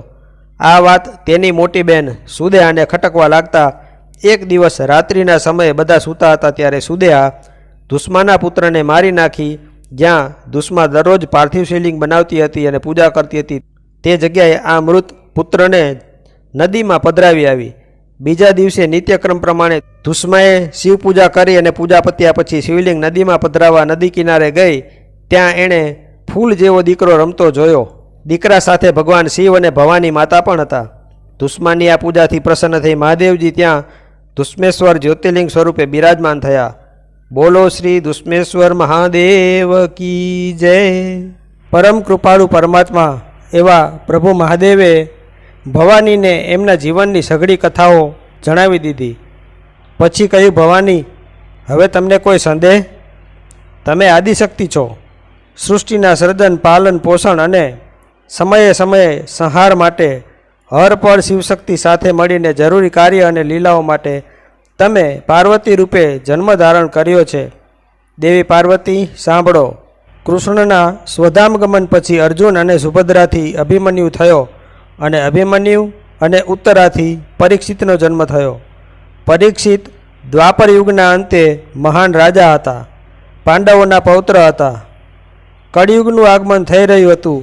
એ પરીક્ષિતને ગમ્યું નહીં, એટલે કળિયુગને રહેવા માટે ચોરી, પાપ, કુકર્મ અને અધર્મમાં એમણે સ્થાન ન આપ્યું. એટલે કળિયુગ સોનામાં પ્રવેશી ગયો. પરીક્ષિતના હાથે ઋષિ શૃંગીનું અપમાન થયું. શૃંગીના પુત્રએ પરીક્ષિતને શ્રાપ આપ્યો કે તક્ષક નાગના દંશથી આજથી 7મા દિવસે તારું મૃત્યુ થશે. આમ પરીક્ષિત શ્રાપ પામતા વેદવ્યાસજી દ્વારા શ્રીમદ ભાગવત પુરાણનું સર્જન થયું. હે પાર્વતી, આ સમગ્ર પૃથ્વી આપને આધીન છે. કળિયુગમાં દરેકના ઘેર તમે કુળદેવી રૂપે બિરાજમાન રહેશો અને ભક્તોનું પાલન પોષણ કરશો અને કર્મને કારણે તેમને સજા પણ આપશો. પાર્વતીજીને પોતાના તમામ પ્રશ્નોનો જવાબ મળી ગયો હતો. પોતાના જન્મનો અવતરણનો ઉદ્દેશ પણ જાણવા મળી જતાં પાર્વતીજી સંતુષ્ટ થઈ ગયા. ત્યાં દેવતાઓ આવ્યા અને મહાદેવજીની મહાપૂજા કરવાની ઈચ્છા દર્શાવી. એટલે મહાદેવજીએ આજ્ઞા આપતા જુદા જુદા દેવતાઓએ મહાદેવજીની પૂજા કરી. નંદી આદિ ભૂતગણોએ પણ મહાદેવજીની જળ વડે પૂજા કરી. મહાદેવે સમજાવ્યું કે જળ એ જીવન છે, માટે સમજી વિચારીને જ માનવોએ જળનો ઉપયોગ કરવો. દક્ષ પ્રજાપતિ અને દેવતાઓએ અગણિત દૂધથી અભિષેક કર્યો. મહાદેવજી બોલ્યા, ગૌરી ગાયનું દૂધ મને પ્રિય છે, પણ માત્ર 1.25 લીટર દૂધમાં હું 7 જન્મના પાપોને પ્રસન્ન થઈને દૂર કરું છું. માટે બાકીના દૂધની અક્ષત સાથે ખીર બનાવી પ્રસાદી કરી જમો અને બીજાને પણ જમાડો, એમાં હું પ્રસન્ન છું. ગાંધર્વ અને ગણોએ હજારો બીલીપત્ર મહાદેવને ચડાવ્યા. ત્યારે મહાદેવ બોલ્યા કે પ્રકૃતિ એ આદિશક્તિ ભવાનીનું રૂપ છે, માટે માત્ર 1 બીલીપત્રથી હું પ્રસન્ન થાઉં છું, માટે વધુ પ્રકૃતિનો વ્યય ન કરવો. અંતે ઇન્દ્રએ પૂછ્યું, હે મહાદેવજી, કોની પૂજાથી પ્રસન્ન થશો એ જણાવો. ત્યારે મહાદેવ બોલ્યા, હું રાહ જોઉં છું મારા એક ભક્તની. મારો એ ભક્ત નટખટ છે, મારો એ આરાધ્ય છે અને હું એનો ભક્ત છું. તે નિર્દોષ અને નાસમજ છે. સૃષ્ટિનું પાલન પોષણ કરવામાં એ હંમેશા આગળ જ રહે છે. ભક્તજનોનો એ રખેવાળ ભોળો ગોવાળ છે. હું દિનજનોના નારાયણનો દાસ છું, તો એ મારો દાસ બનીને મારી પૂજા કરે છે. આ સાંભળતા જ નારાયણની આંખમાંથી આંસુ આવી ગયા અને એ જ આંસુઓથી મહાદેવના ચરણોની તેણે પૂજા કરી. અને વિષ્ણુ બોલ્યા, મહાદેવ, આપની પૂજા માટે થાળ, વસ્ત્ર, અલંકારો વગેરે સામગ્રી લાવ્યો હતો, પણ પૃથ્વીલોક પર એક ગરીબ બ્રાહ્મણ મેં રડતા જોયો. એના દુઃખથી મારું હૃદય દ્રવી ઉઠ્યું, એટલે એ બધું હું એને આપી આવ્યો. અને એ ગરીબ બાળકમાં મને આપના દર્શન થયા. હે મહાદેવ, મેં એ ઉચિત કર્યું કે નહીં? મેં તમારી પૂજા કરી કે નહીં? એ આપ જ જણાવો. ત્યાં તો અશ્રુભીની આંખે મહાદેવજી નારાયણને ભેટી પડ્યા. સમસ્ત દેવતાઓની ઉપસ્થિતિમાં બોલ્યા કે ગરીબ, અશક્ત, અપંગ માણસની સહાય એ જ મારી સાચી પૂજા છે. અને મહાદેવ નારાયણની આ અનન્ય ભક્તિથી પ્રસન્ન થયા. જુદી જુદી પરિસ્થિતિઓમાં અને જુદા જુદા અસુરોને મારવામાં ભવાનીએ મહાદેવને સાથ આપ્યો હોવાથી એક આદર્શ પતિ તરીકે પોતાની જીવનસંગીની પાર્વતીનો પણ મહાદેવજીએ આભાર માન્યો. દેવતાઓએ મહાદેવજીની આરતી ઉતારી.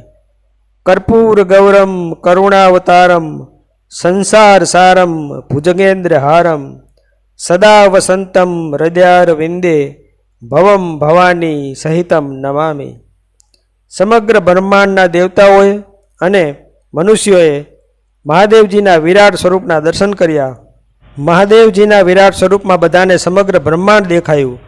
બધા જ દેવી દેવતાઓ, ગ્રહો, નક્ષત્રો સર્વે દેખાયા.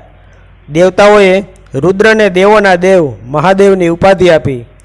દંડવ્રત પ્રણામ કરીને આશીર્વાદ મેળવ્યા અને શિવ અને ભવાની અમરનાથ ગુફામાંથી કથાનો ઘટનાક્રમ પૂર્ણ કરી કૈલાસ પરત ફર્યા. આ તરફ નૈમિષારણ્ય વનમાં ગંગા નદીના કિનારે નંદીએ ઋષિમુનિઓ સાથે શિવકથાની આ લીલા પૂર્ણ કરી અને કથા વિરામ કરી. બોલો શ્રી નંદેશ્વર મહાદેવ કી જય, અમરનાથ મહાદેવ કી જય, ઉમાપતિ મહાદેવ કી જય. ઓમ નમઃ પાર્વતી પતય હર હર મહાદેવ હર. બધા પુરાણોમાં શિવજીને ત્યાગ, તપસ્યા, કરુણા તથા વાત્સલ્યની મૂર્તિ બતાવ્યા છે. શિવ સહજ પ્રસન્ન થનારા અને મનોવાંછિત ફળ દેનારા ભોળા દેવ છે. તેઓ લોકોપકારી અને હિતકારી છે.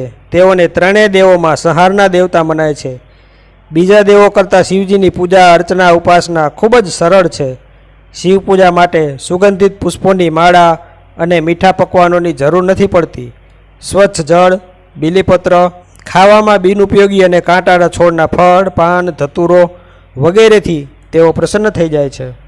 શિવજીને સુંદર વસ્ત્ર અને આભૂષણોની પણ જરૂર નથી. એ તો જટાજૂટધારી, વ્યાઘાંબર અને સર્પ તથા રુદ્રાક્ષને ધારણ કરનારા અને ખોપરીની માળા પહેરનાર દેવ છે. શરીરે ચિતાની ભસ્મ, હાથમાં ત્રિશૂલ, ડમરું વગાડીને આખા વિશ્વને નચાવે છે. તેથી જ તેમને નટરાજ કહેવાયા છે. તેમની વેશભૂષાથી જીવન અને મૃત્યુનો બોધ થાય છે. શીશ પર ગંગા અને ચંદ્ર જીવન અને કલા સૂચવે છે. ચિતાની ભસ્મ મૃત્યુનું પ્રતીક છે. આ જીવન ગંગાના પ્રવાહની જેમ ચાલતા છેલ્લે મૃત્યુરૂપી સાગરમાં લીન થઈ જાય છે. સમુદ્ર મંથન સમયે વિષ નીકળ્યું ત્યારે કોઈ દેવ દાનવોએ એ સ્વીકાર્યું નહીં. ત્યારે તેને ગ્રહણ કરવા શિવજીએ તે વિષ પોતાના કંઠમાં ધારણ કરી લેતા તેમનો કંઠ નીલો થઈ ગયો. ત્યારથી જ ભોળાનાથ મહાદેવ નીલકંઠ કહેવાયા. મહાદેવજીએ માતા ભવાનીને શિવજીવનમાં ઘટેલી તમામ ઘટનાઓ કથા સ્વરૂપે કહી સંભળાવી. આ બાજુ પવિત્ર પાવન ગંગા નદીના કિનારે નૈમિષારણ્ય વનમાં નંદી સામે 88,000 ઋષિમુનિઓએ પણ શિવકથા પૂર્ણ કરીને મહાદેવજીનો જય જયકાર કર્યો. પ્રેમથી બોલો ઓમ નમઃ પાર્વતી પતયે હર હર મહાદેવ હર.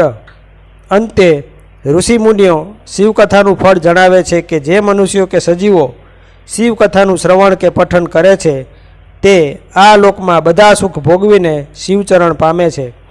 આદિ વ્યાધિ અને ઉપાધિઓનો અંત આવે છે.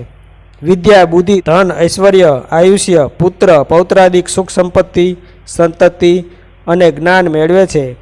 આ જીવન પરમ શાંતિ અને કલ્યાણ પ્રાપ્ત કરે છે. ગમે તેવા નાના મોટા રોગો દૂર થાય છે. શિવજી અને ભવાનીના મહાલક્ષ્મી સ્વરૂપની કૃપા પ્રાપ્ત થાય છે.